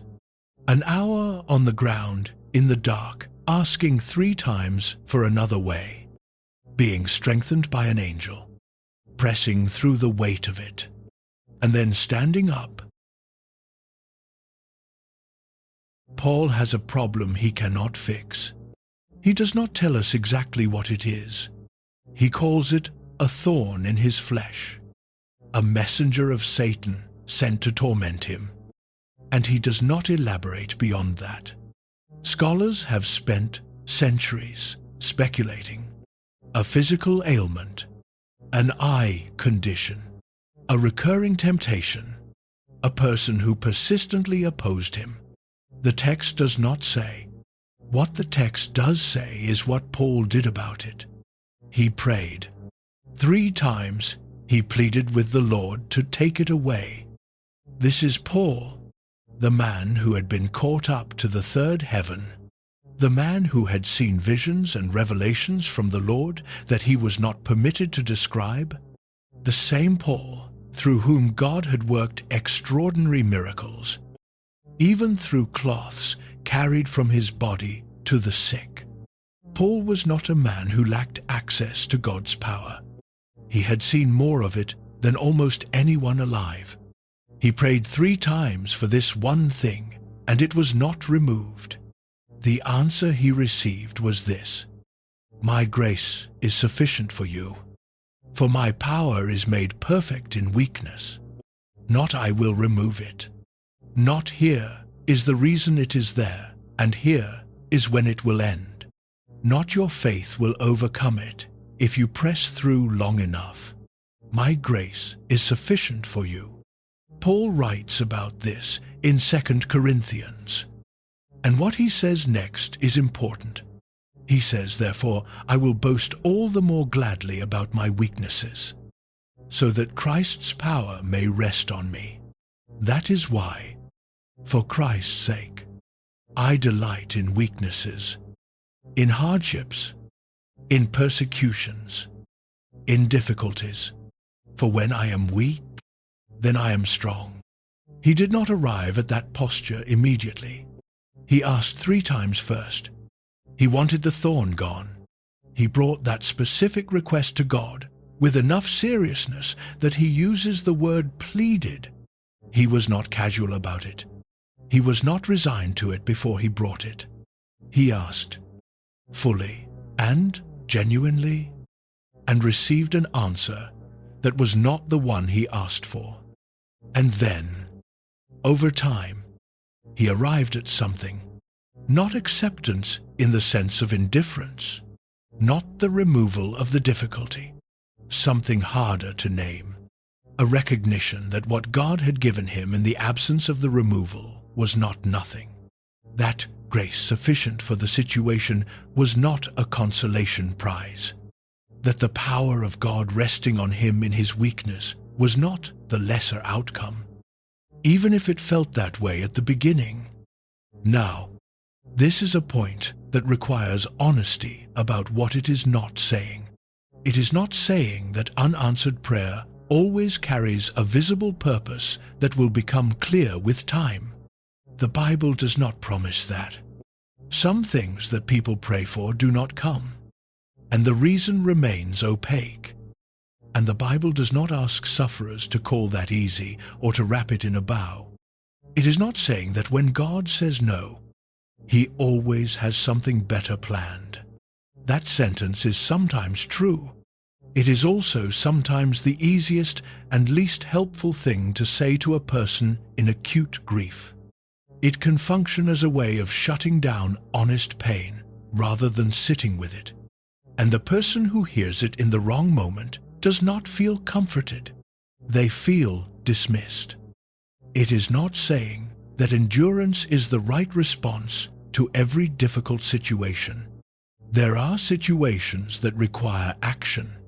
There are dangers that require escape. There are medical situations that require doctors and not suffering through in the name of trusting God. Biblical endurance is not passivity before harm. It is faithfulness when the path forward still requires courage and the difficulty cannot be removed by any available means. What this is saying is something more specific than any of those things. It is saying that the Bible contains real people who prayed for real things with real faith and real persistence and did not receive what they asked for. And those people, and those prayers, and those unanswered requests are in the Bible not as cautionary tales about insufficient faith, but as part of the honest record of what a life with God actually contains. David prayed for 7 days for the life of his son. He lay on the ground and fasted and pleaded.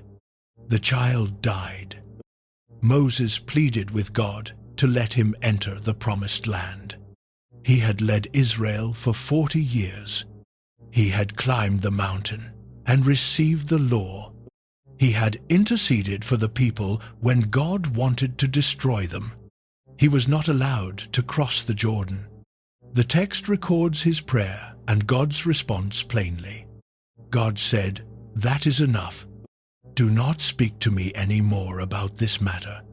Go up to the top of the mountain and look at the land."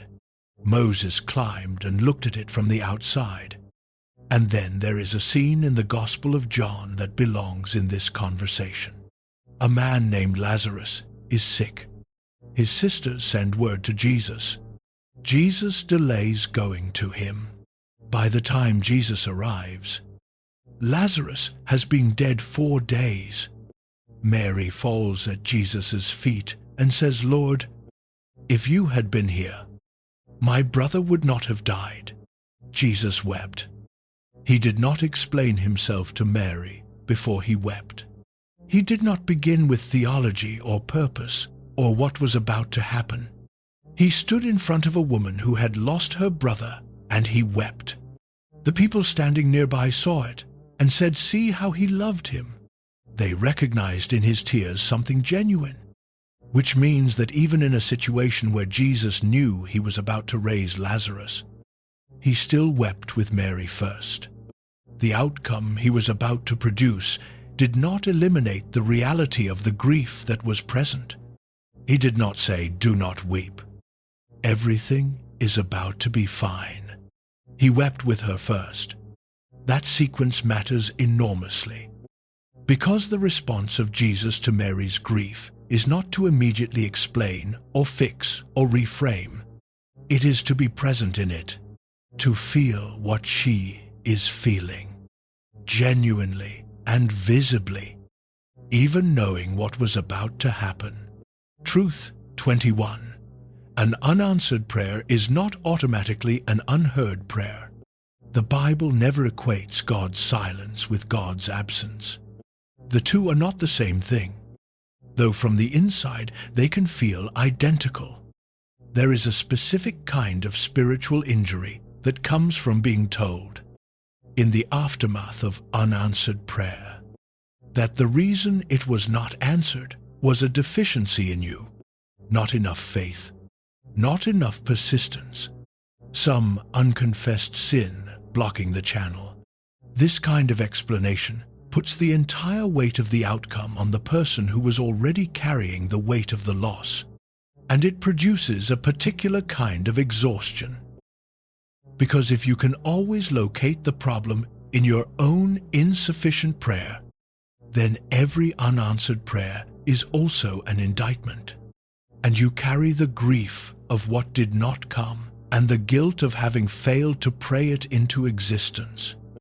And the two together are heavier than either one alone. Paul pleaded with genuine faith, and the thorn remained. There is no deficiency in Paul's faith that explains the thorn.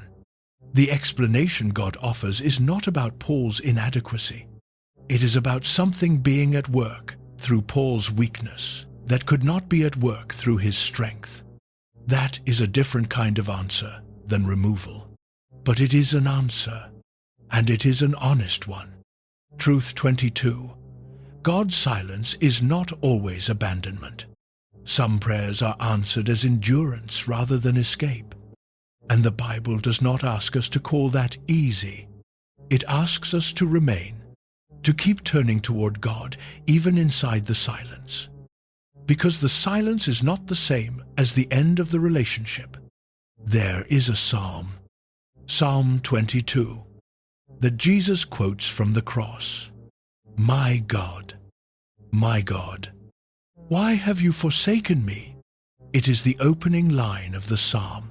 The psalm goes on through the experience of feeling abandoned, through the articulation of suffering, through the history of God's faithfulness, and arrives eventually at a place of trust. But Jesus, on the cross, quotes the beginning, not the ending, the beginning. He takes the language of a man who felt forsaken and speaks it in the hearing of everyone standing nearby. He does not quote the resolution. He quotes the darkness, because that is where he is. And the prayer that belongs to that moment is the one that names it honestly. David got up from the ground when his son died and went to the house of the Lord and worshipped. Then he went home and ate. Moses climbed Mount Nebo, and God showed him the land. All of it spread from horizon to horizon. And he died there on the mountain. And God buried him. The prayer was not answered in the way he asked. The view was still given. The burial was personal. Unanswered prayer does not mean unattended grief. It does not mean God looked away and left the situation to resolve itself. The man who walked into that hospital without a word on his lips is going to walk out one day, and his father is not going to walk out with him. He already knows this, somewhere beneath the part of him that is still hoping. He has prayed in that parking lot and on that elevator and in that hallway more honestly than he has prayed in years. And the God who wept with Mary before he raised Lazarus is not a God who requires you to be past your grief before he will meet you in it.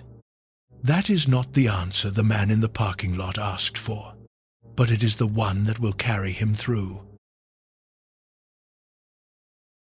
Very early in the morning, while it was still dark, Jesus got up and left the house. He did not wake the disciples. He did not leave a note.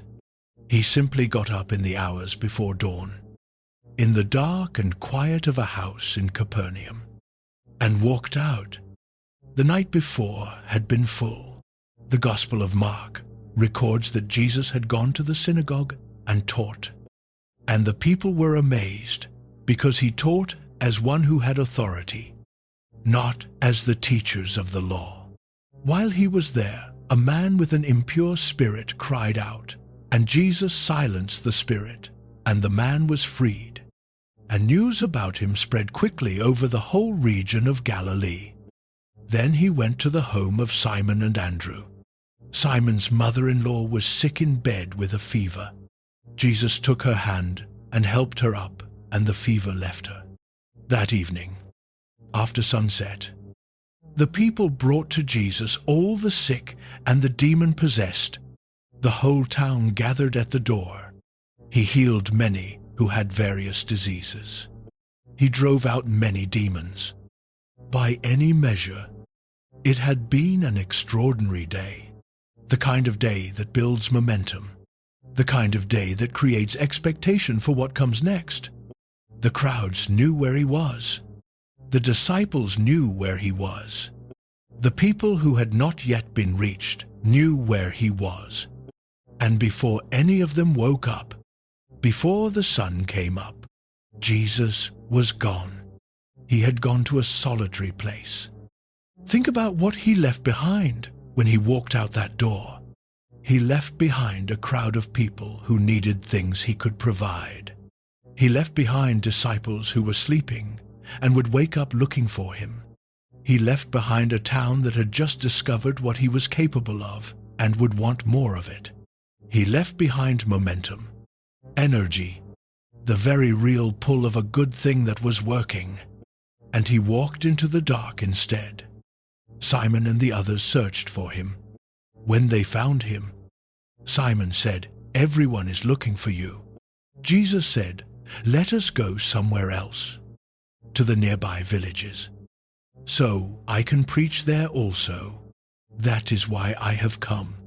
He did not go back to the crowd. He moved on.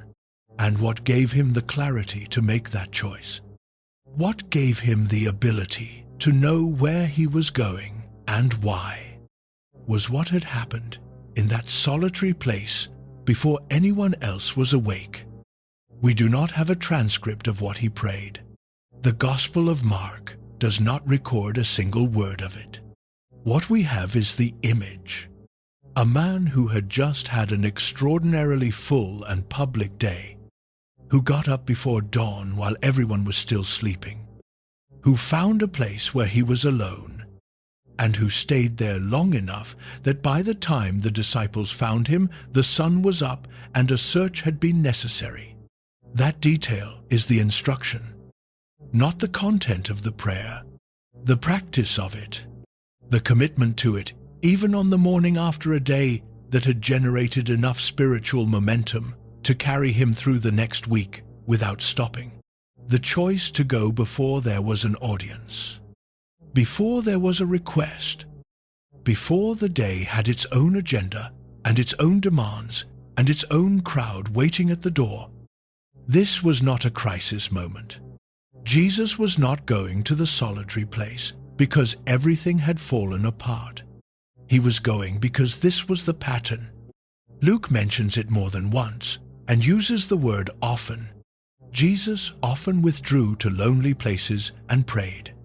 Not occasionally, not in response to pressure. Often, as a rhythm, as the thing that made everything else possible. Now consider what he says in the Sermon on the Mount.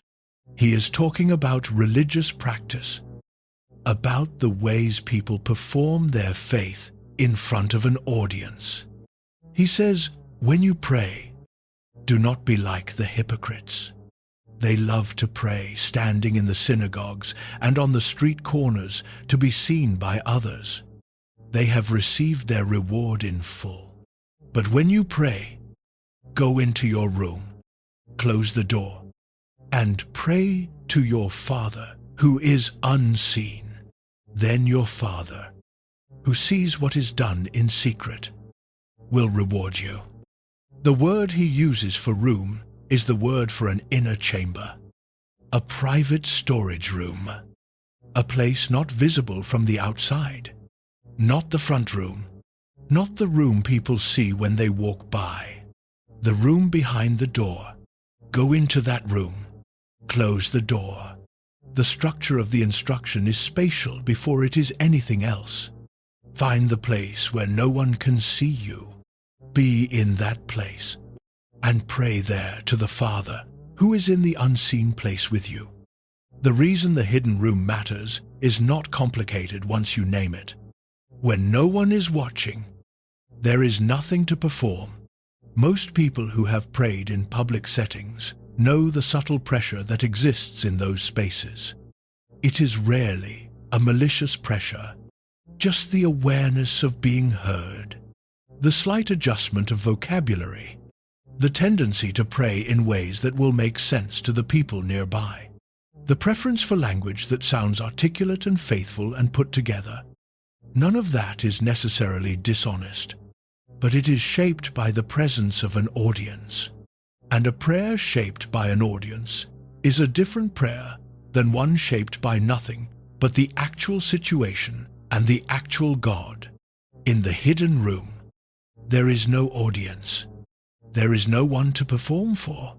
The vocabulary does not need to be accessible to anyone else. The prayer does not need to make sense to anyone but the God it is addressed to.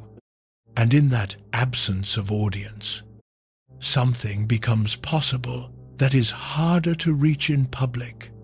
The prayer that is only true, the one that has not been edited for presentation, the one that contains what is actually happening inside you, without the layer of management that the presence of other people tends to produce.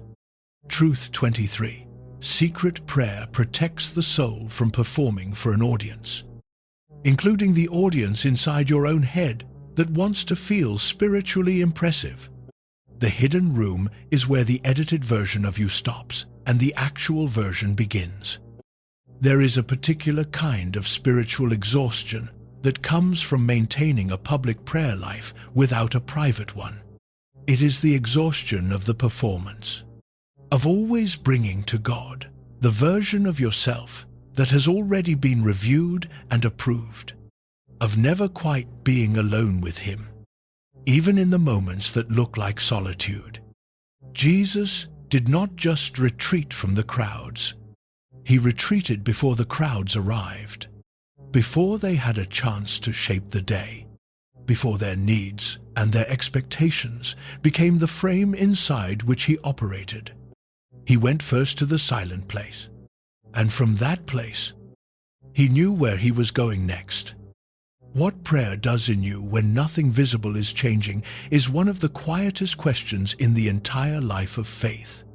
There are seasons when the circumstances do not shift, when the thing you have been praying about remains exactly as it was, when the evidence of any movement at all is simply not available to you. And in those seasons, the hidden room is not the place where you go to produce results. It is the place where something is being built inside you that the public moments will eventually draw from. People notice the results without knowing the source. The patience, the clarity, the capacity to be moved by what actually matters rather than what is immediately loud. These things are formed in the room behind the closed door and carried out into the rest of life. Truth 24. The prayer no one sees or applauds may be the prayer that most deeply forms who you are. What is built in secret does not stay in secret. It becomes the person who walks out the door. America, in the present moment, has built more infrastructure for visibility than any previous generation in human history. The impulse to document, to share, to make the private moment a public one, is woven into the daily texture of life in a way that would have been unrecognizable to any previous century. This is not an accusation. It is simply the water most people are swimming in. And in that water, the category of the genuinely private is harder to maintain than it used to be. The moment that is not photographed, the conversation that is not shared, the prayer that no one knows you prayed. In a world that tends to measure significance by visibility, the hidden room looks like nothing, like a waste, like the place where influence goes to die quietly before anyone notices. Jesus got up before dawn and went there anyway. Every morning of His public ministry, before the crowds, before the disciples, before the day had its own demands. That practice did not make the public days less significant. It is what made them possible. Think about what the disciples observed across 3 years.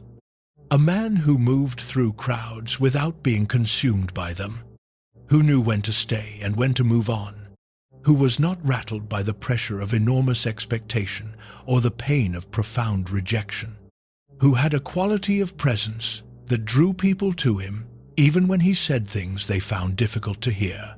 That quality was not produced by the public moments. It was brought to the public moments from somewhere else, somewhere behind a closed door, in the dark, before dawn, where the Father who sees in secret was already waiting. The boy Samuel is sleeping in the temple at Shiloh. He is young, serving under the priest Eli, who is old and whose eyes are beginning to fail. The lamp of God has not yet gone out, which means it is the deep part of the night, the hours before dawn, when the sacred lamp was kept burning until morning. Samuel hears his name. He gets up and runs to Eli. He says, "Here I am. You called me."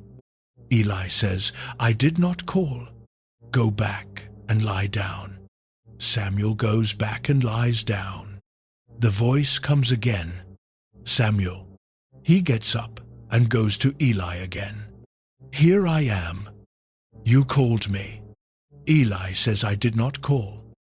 My son, go back and lie down. A third time. Samuel. He gets up and goes to Eli again. This time, Eli understands what is happening. The text says Eli realized that the Lord was calling the boy, and he gives Samuel simple and specific instructions. Go and lie down, and if he calls you again, say, speak, Lord, for your servant is listening. Samuel goes back and lies down. The Lord comes and calls, as at the other times, Samuel, and Samuel says, speak, for your servant is listening. What follows is the beginning of Samuel's ministry as a prophet in Israel. But before the content of what God says, before the significant message that is about to come, there is the process of getting to the point where Samuel could receive it. And that process is worth looking at carefully. Samuel heard his name 3 times, and 3 times assumed he was hearing a human voice. He was not outside the household of faith. He was in the temple. He served under a priest. He had grown up surrounded by the things of God. And still he did not recognize the voice when it came. He needed someone to teach him how to listen. Eli, for all his failures. And the surrounding chapters are honest about those failures. Did this one thing right. He recognized what Samuel was experiencing, and he gave him the right posture to respond with. Not analyze what you are hearing and verify its source before responding. Not be careful. You might be mistaken. Simply go and lie down. And if he calls you again, say, speak, for your servant is listening. The posture Eli teaches Samuel is one of availability. I am here. I am listening. Speak. And Samuel took that posture into the moment. And the Lord spoke to him. There is a dimension of prayer that most people learn last, if they learn it at all. It is not the dimension of asking, which comes first. It is not the dimension of confessing, which comes when honesty wins. It is not the dimension of interceding, which comes when love pushes you past your own concerns. It is the dimension of waiting, of remaining in the room long enough and quietly enough that the conversation becomes more than a monologue. Jesus speaks about this in a way that is easy to miss. He says his sheep hear his voice. He says they know his voice. He says a stranger's voice they will not follow. It is a picture from pastoral life, from the daily reality of sheep who know the sound of the specific shepherd who feeds and tends and leads them. You do not learn to recognize a voice by hearing it once and then walking away. You learn it through repeated exposure, through time spent in proximity, through the experience of hearing it enough times in enough different circumstances that it becomes familiar, distinguishable from other voices, something you could pick out even in a noisy place. Samuel heard the voice 3 times before he understood, and then Eli taught him the right posture, and Samuel took it, and then he recognized it. Now, this is the point in the conversation about prayer where the most care is required, because the idea of listening to God, of prayer becoming a 2-way conversation, is also the idea most susceptible to misuse, and the misuse tends to run in 2 directions. One direction removes the expectation entirely. Prayer is speaking to God. What God says in return is found in Scripture. Beyond that, the inner impressions you receive are your own thoughts, and attributing them to God is either self-deception or something more concerning. Full stop. The other direction claims too much. Every impression is divine communication. Every inner sense is God's word for the situation. The feelings that arise during prayer carry the authority of revelation, and to question them is to resist the Spirit. Both of these, taken to their ends, create real problems. The first makes prayer functionally one-directional, and the Bible, read across its full breadth, does not actually support the idea that the God who spoke to Abraham and Moses and the prophets and through the Spirit to the early church simply went silent and now only communicates through printed text.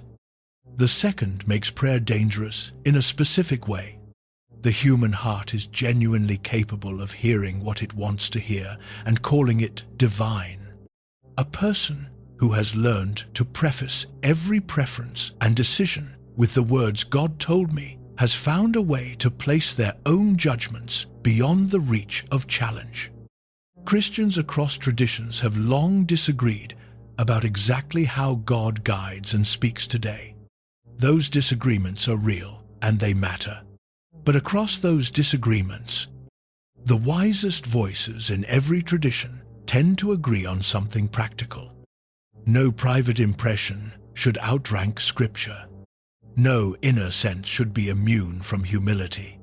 No claim to hear from God should be placed beyond the testing of mature and honest community.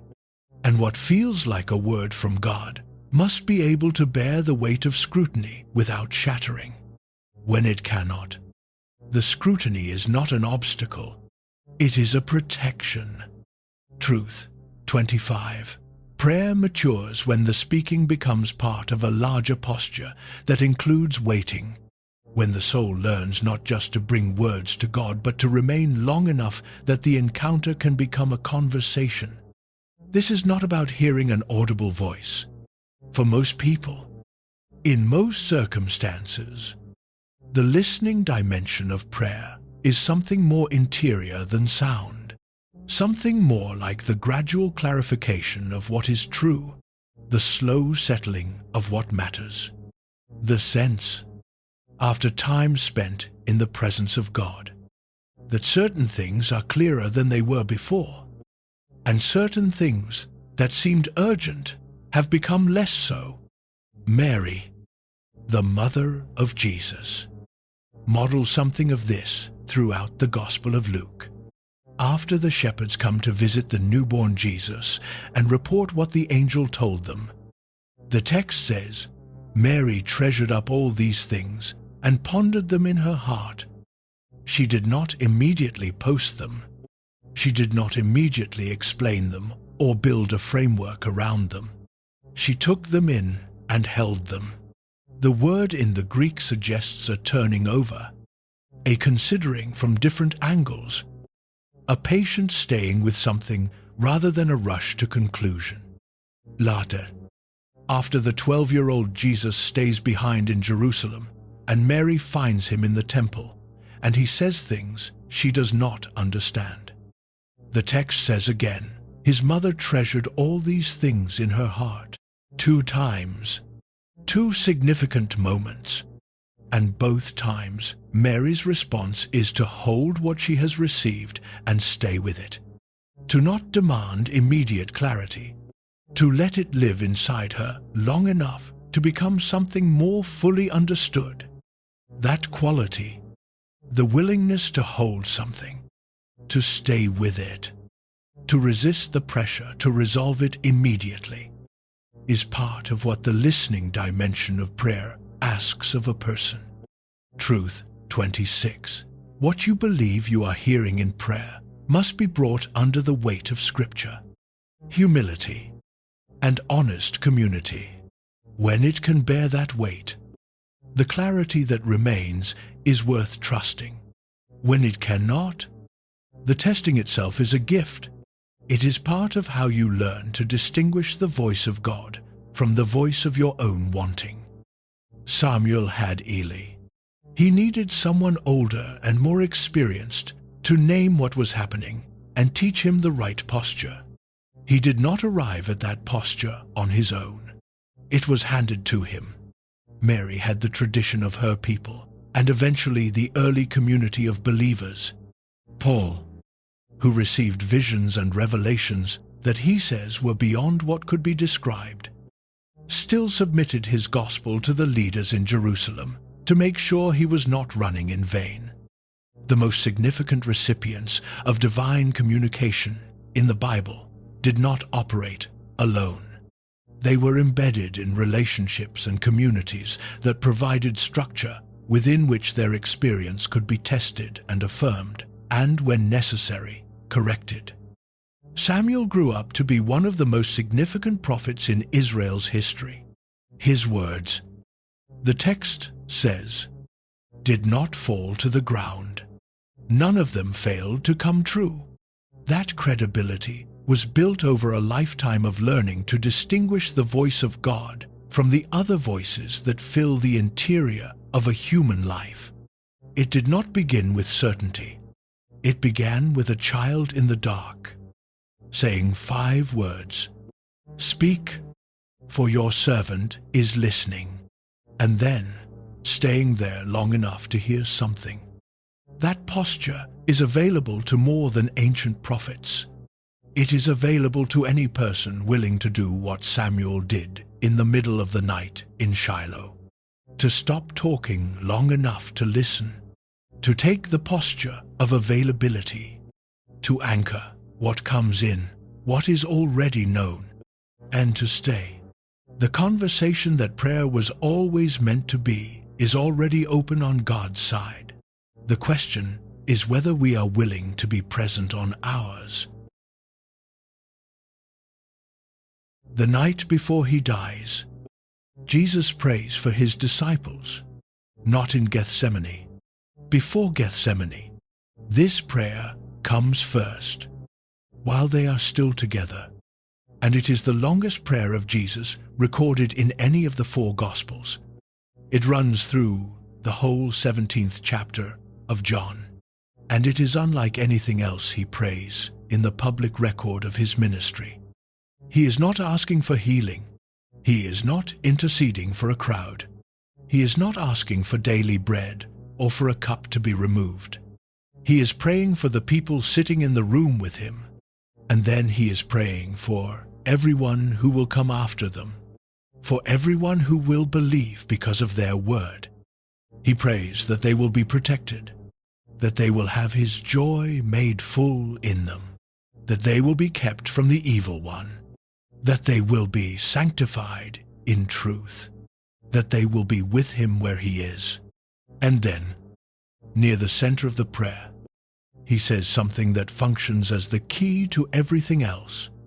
Now this is eternal life, that they know you, the only true God, and Jesus Christ, whom you have sent. Know you. The word in the original language is not the word for possessing correct information about someone. It is the word for deep, personal, experiential knowledge, the kind that comes from being in sustained relationship with a person, from spending time with them, from going through things together, from being changed by the encounter in ways that accumulate over years. That is what Jesus says eternal life is, and he says it in a prayer, not in a sermon, not in a theological debate. He says it to his Father, in the presence of his disciples, on the night before everything changes, knowing God. Every chapter in this conversation has been pointing here, though not every chapter named the destination.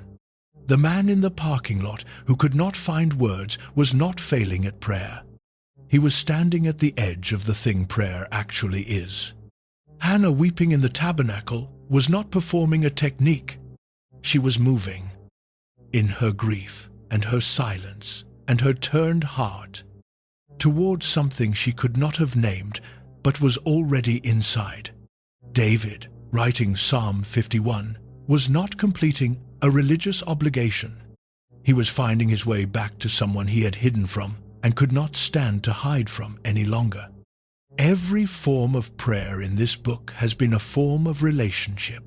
The asking, the lamenting, the confessing, the interceding, the surrendering in Gethsemane, the waiting in the silence before dawn, the listening posture Samuel took in the dark. All of it is the texture of knowing someone, of being in actual relationship with a person who is not you, who has a nature and a will and purposes that are not reducible to your own, who can surprise you and meet you and sustain you and change you in ways you did not anticipate. Prayer is the primary place where that relationship is practiced. And the temptation from the beginning of human religious life has been to turn that relationship into something else, into a transaction, into a performance, into a mechanism for producing the outcomes you need. The prophets of Baal on Mount Carmel were not doing something uniquely pagan. They were doing something deeply human. They were trying to find the right inputs to produce the required output. They were treating the divine as a system to be operated rather than a person to be known. And the story of the Bible, from Abraham's conversation under the stars to John's vision on Patmos, is the story of a God who keeps refusing to be that, who keeps showing up as a person, with a character and a will, and a history and a commitment to relationship, who can be known but not controlled, who can be approached but not managed, who gives himself freely but cannot be coerced. Your kingdom come, your will be done. That phrase from the prayer Jesus taught his disciples is not a resignation. It is not the language of someone who has given up on influencing outcomes. It is the positioning of the self in relation to God that makes genuine relationship possible. Because genuine relationship requires two actual parties, not one party and a machine. You cannot know a machine. You can operate it. You can understand it. You can depend on it. But knowing requires a different kind of encounter. It requires the possibility of surprise, the possibility of being met in ways you did not expect, the possibility of being changed by the contact. God, throughout the Bible, is consistently surprising. He calls a stuttering fugitive to lead a nation out of slavery. He chooses the youngest son of Jesse to be king. He speaks to one of his greatest prophets through a still small voice after wind and earthquake and fire have all passed. He becomes a baby in a feeding trough. He rises from a tomb on the third day. The God who does all of that cannot be fully predicted or fully managed. He can only be known, and the knowing happens primarily in the place where you stop managing long enough to actually engage. There is a moment near the end of the book of Job that is easy to miss in the surrounding drama of the long speeches and the arguments and the wrestling with why Job has suffered what he has suffered. God speaks to Job from a whirlwind. He asks Job a series of questions. Where were you when I laid the foundations of the earth? Have you entered the springs of the sea? Have you seen the gates of death? Can you bind the chains of the Pleiades? Can you lead out the bear with its cubs? These are not rhetorical questions in the dismissive sense. They are the honest articulation of the gap between what God knows and what Job knows. The gap is real. It is enormous. Job has no answer to any of them. And after the speech from the whirlwind, Job says this, "My ears had heard of you, but now my eyes have seen you." He does not say, "Now I understand why I suffered." He does not say, "Now the theology makes sense." He says, "Now I have seen you." The knowing is the thing, the encounter with the actual God. In the actual whirlwind, without explanation, but with presence, is what resolves the book of Job. Not a satisfying answer to every question, not the restoration of his wealth and his family, though that comes later. The resolution is the encounter itself. My ears had heard of you, but now my eyes have seen you. That is what prayer, at its deepest and most honest, is moving toward. The movement is slow. It is not linear. It includes wrong turns and long dry stretches, and the seasons that feel like nothing is happening. It includes the prayers that felt like nothing, and the silences that felt like absence, and the mornings when you showed up without much to bring and brought it anyway. But the direction underneath all of that is toward presence, toward the place Job arrived at in the whirlwind, toward the thing Jesus described in his prayer the night before he died. Knowing God, not knowing about him, not holding correct positions about him, not having managed your prayer life into a state of reliable spiritual productivity. Knowing him. Truth 27. Prayer is less about mastering outcomes and more about remaining in the presence of the one who holds all outcomes. Not because outcomes do not matter, but because the one who holds them is the deeper thing that prayer gives access to. Paul writes to the believers in Philippi from prison. He has been through shipwreck and flogging and stoning and sleepless nights and hunger and betrayal and a thorn that was never removed. He has prayed for things that did not come and seen things happen that he could not have predicted, and traveled more miles than most people in his world would cover in a lifetime. He has known what it is to have much and what it is to have nothing, and every variation in between. And from that prison cell he writes, I have learned, in whatever state I am in, to be content. I know how to be brought low, and I know how to abound. I can do all things through him who strengthens me. Learned? He uses that word specifically. It was not natural to him. It was not the condition he arrived in.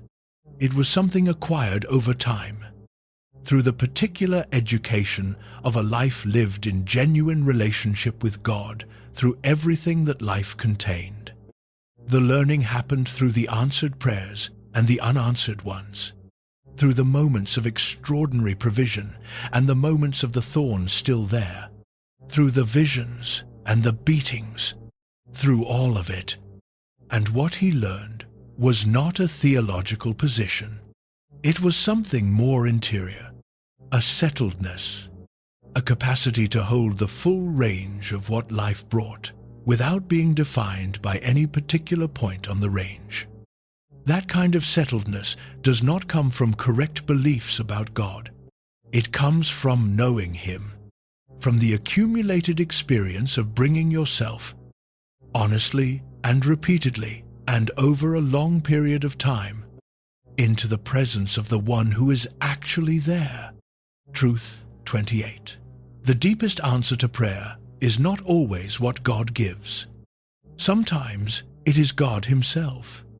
His presence in the uncertainty, his strength in the weakness, his nearness in the silence.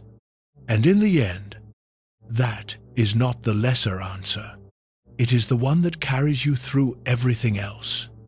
The book of Revelation, in its final chapters, describes a city coming down from heaven, and a voice from the throne says this: Look, God's dwelling place is now among the people, and he will dwell with them.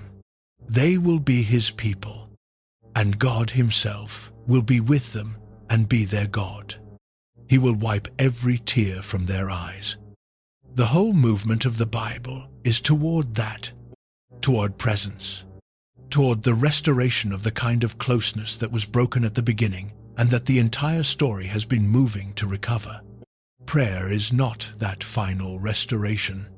Prayer is the practice of reaching toward it while still living in the days before it arrives.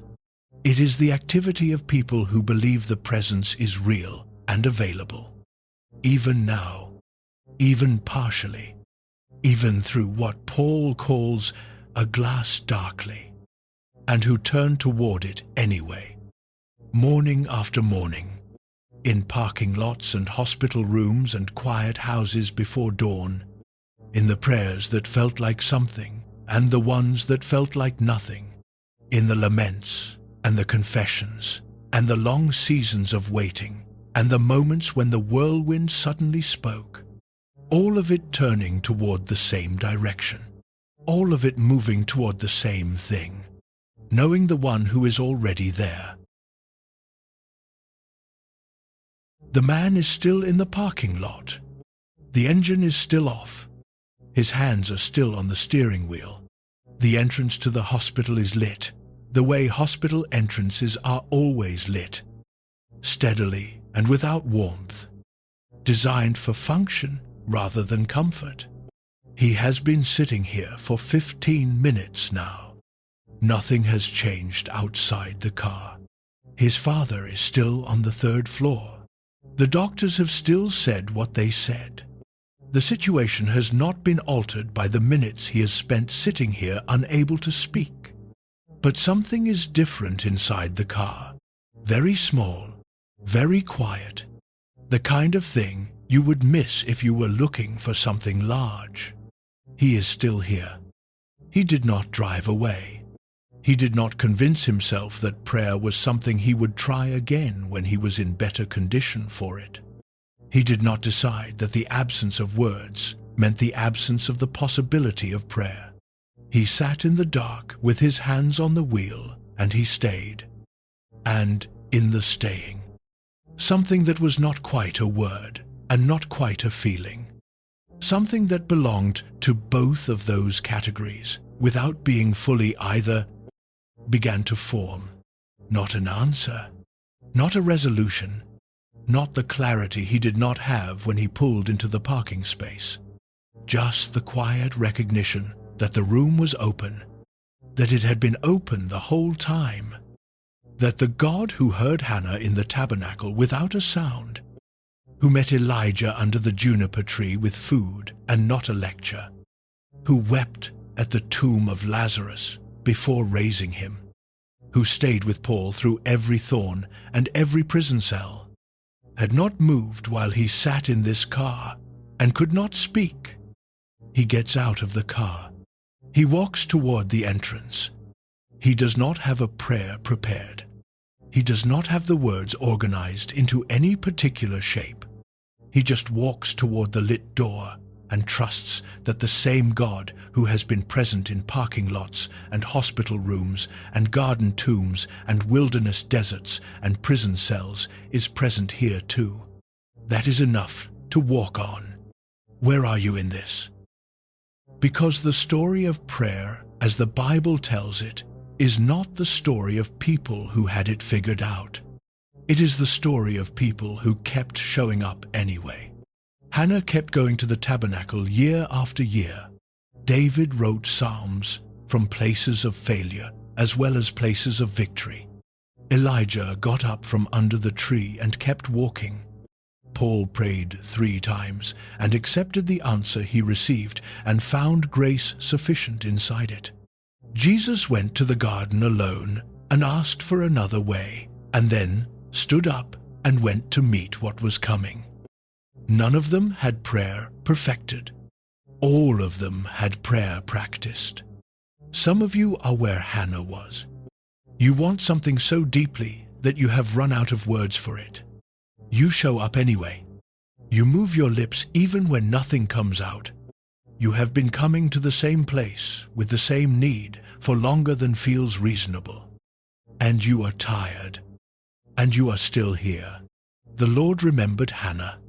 He has not stopped remembering. Some of you are where Job was. You have been through something that stripped away every easy answer you thought you had. What you are left with is not the theology you arrived with, but something harder and stranger and more honest. You have heard of God for a long time. You are not sure what you have seen. You are waiting for the whirlwind. or you are sitting in it, and you cannot always tell which. The God who spoke from the whirlwind was not small. He was not distant. He was present in the storm, which is not the same as the storm being peaceful. He was there, and Job saw him, and that seeing was the thing that carried everything else. Some of you are where Paul was. You have prayed for the removal of something specific, and the answer was not removal.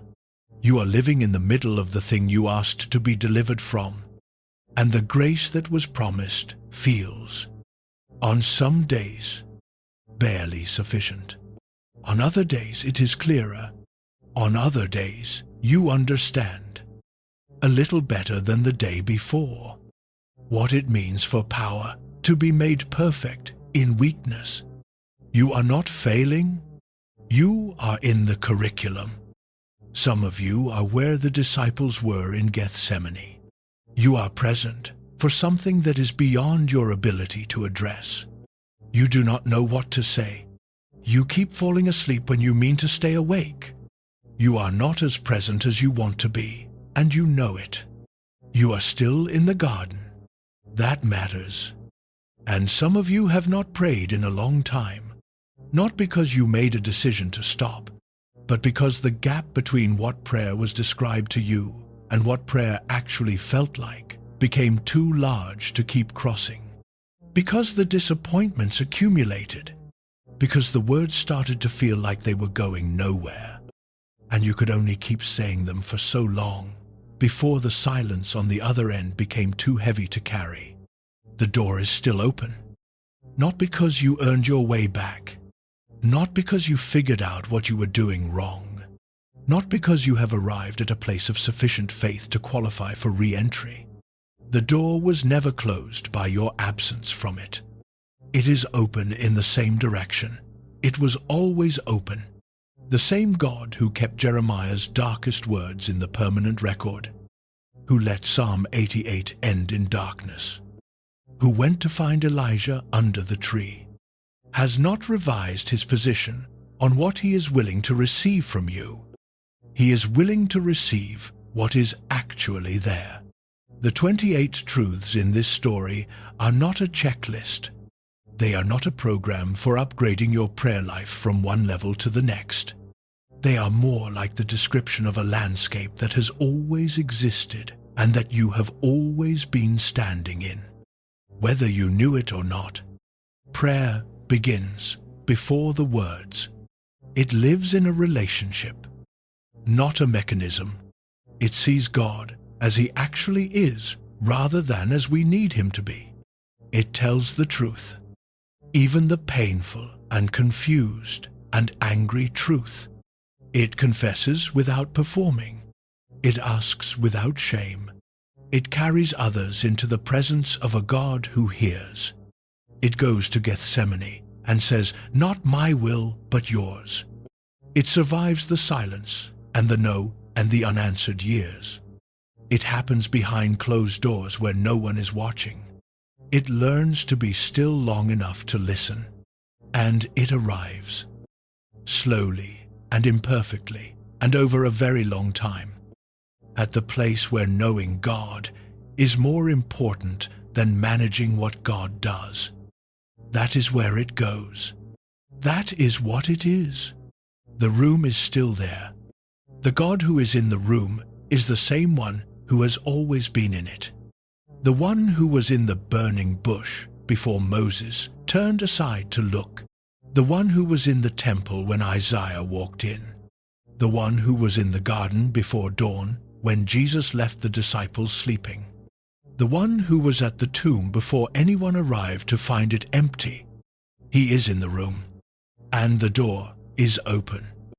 And the only thing left, the only thing that has ever been left, after all the theology and all the history and all the stories and all the truths, is the same thing Samuel said in the middle of the night in Shiloh, when he was a child and he did not yet know whose voice he was hearing. Before he had any experience of what it would mean to be a prophet, before any of the significant things he would do had happened yet. "Speak, Lord. Your servant is listening."